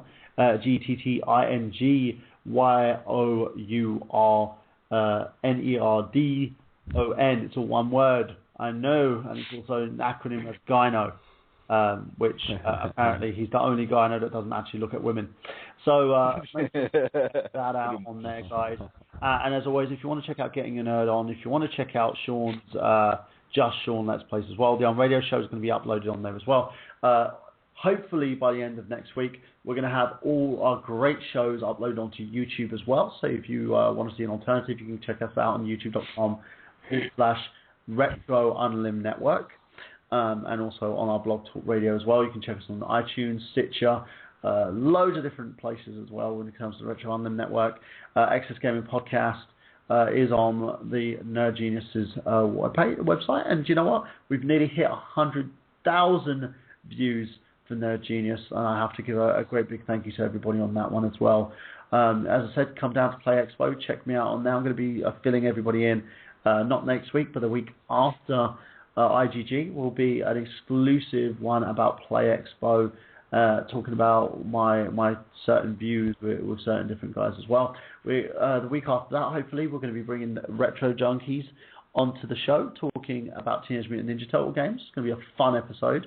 And next week, I'll be amiss as Xander Scullion and James Gruesome takes over for a rather excess gaming podcast variation of I Got Gameplay. So it's going to be a fun episode. I want to leave it in some great hands here in both Xander and James, because I've been on on this gaming podcast myself, and they are fucking amazing. If you want to check me out as well on Pixels Without Borders podcast, I was on there promoting everything there, Genius and Retron, talking about I Got Gameplay, talk about X's Gaming podcast. I also talked about loads of other sort of gaming topics on there as well. It was great, and in this episode, hopefully, we're going to see a very huge uplift in terms of listens as we've done with the past 2 episodes. I'm extremely proud of this show. I want to thank everybody that's basically been listening in and continues to listen into this show, because you've really, really made I Got Gameplay into something of a household name, and I really appreciate it, guys. And thank you very much for everybody who's listened tonight. And I know we've talked on our opinions in terms of emulations, devices, and the Retron 5. For those people who want to continue the discussion, you can do by just going on Facebook, I Got Gameplay. Talk a little bit more then. Any stories that we have here are posted on there. I'm going to give an entry tomorrow in terms of the varied emulators that you can get for various systems. I'm going to compile a list myself for each and every one of you lovely people. But as I've stated before, due to copyright and piracy claims, I will have to only post a list and not actually give you any links to any sites. So if you want those, just use our good friend Google.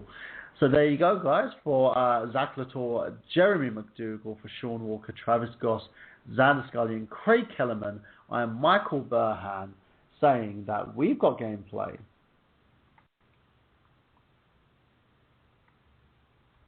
Wait, I was like, but do you? Have you?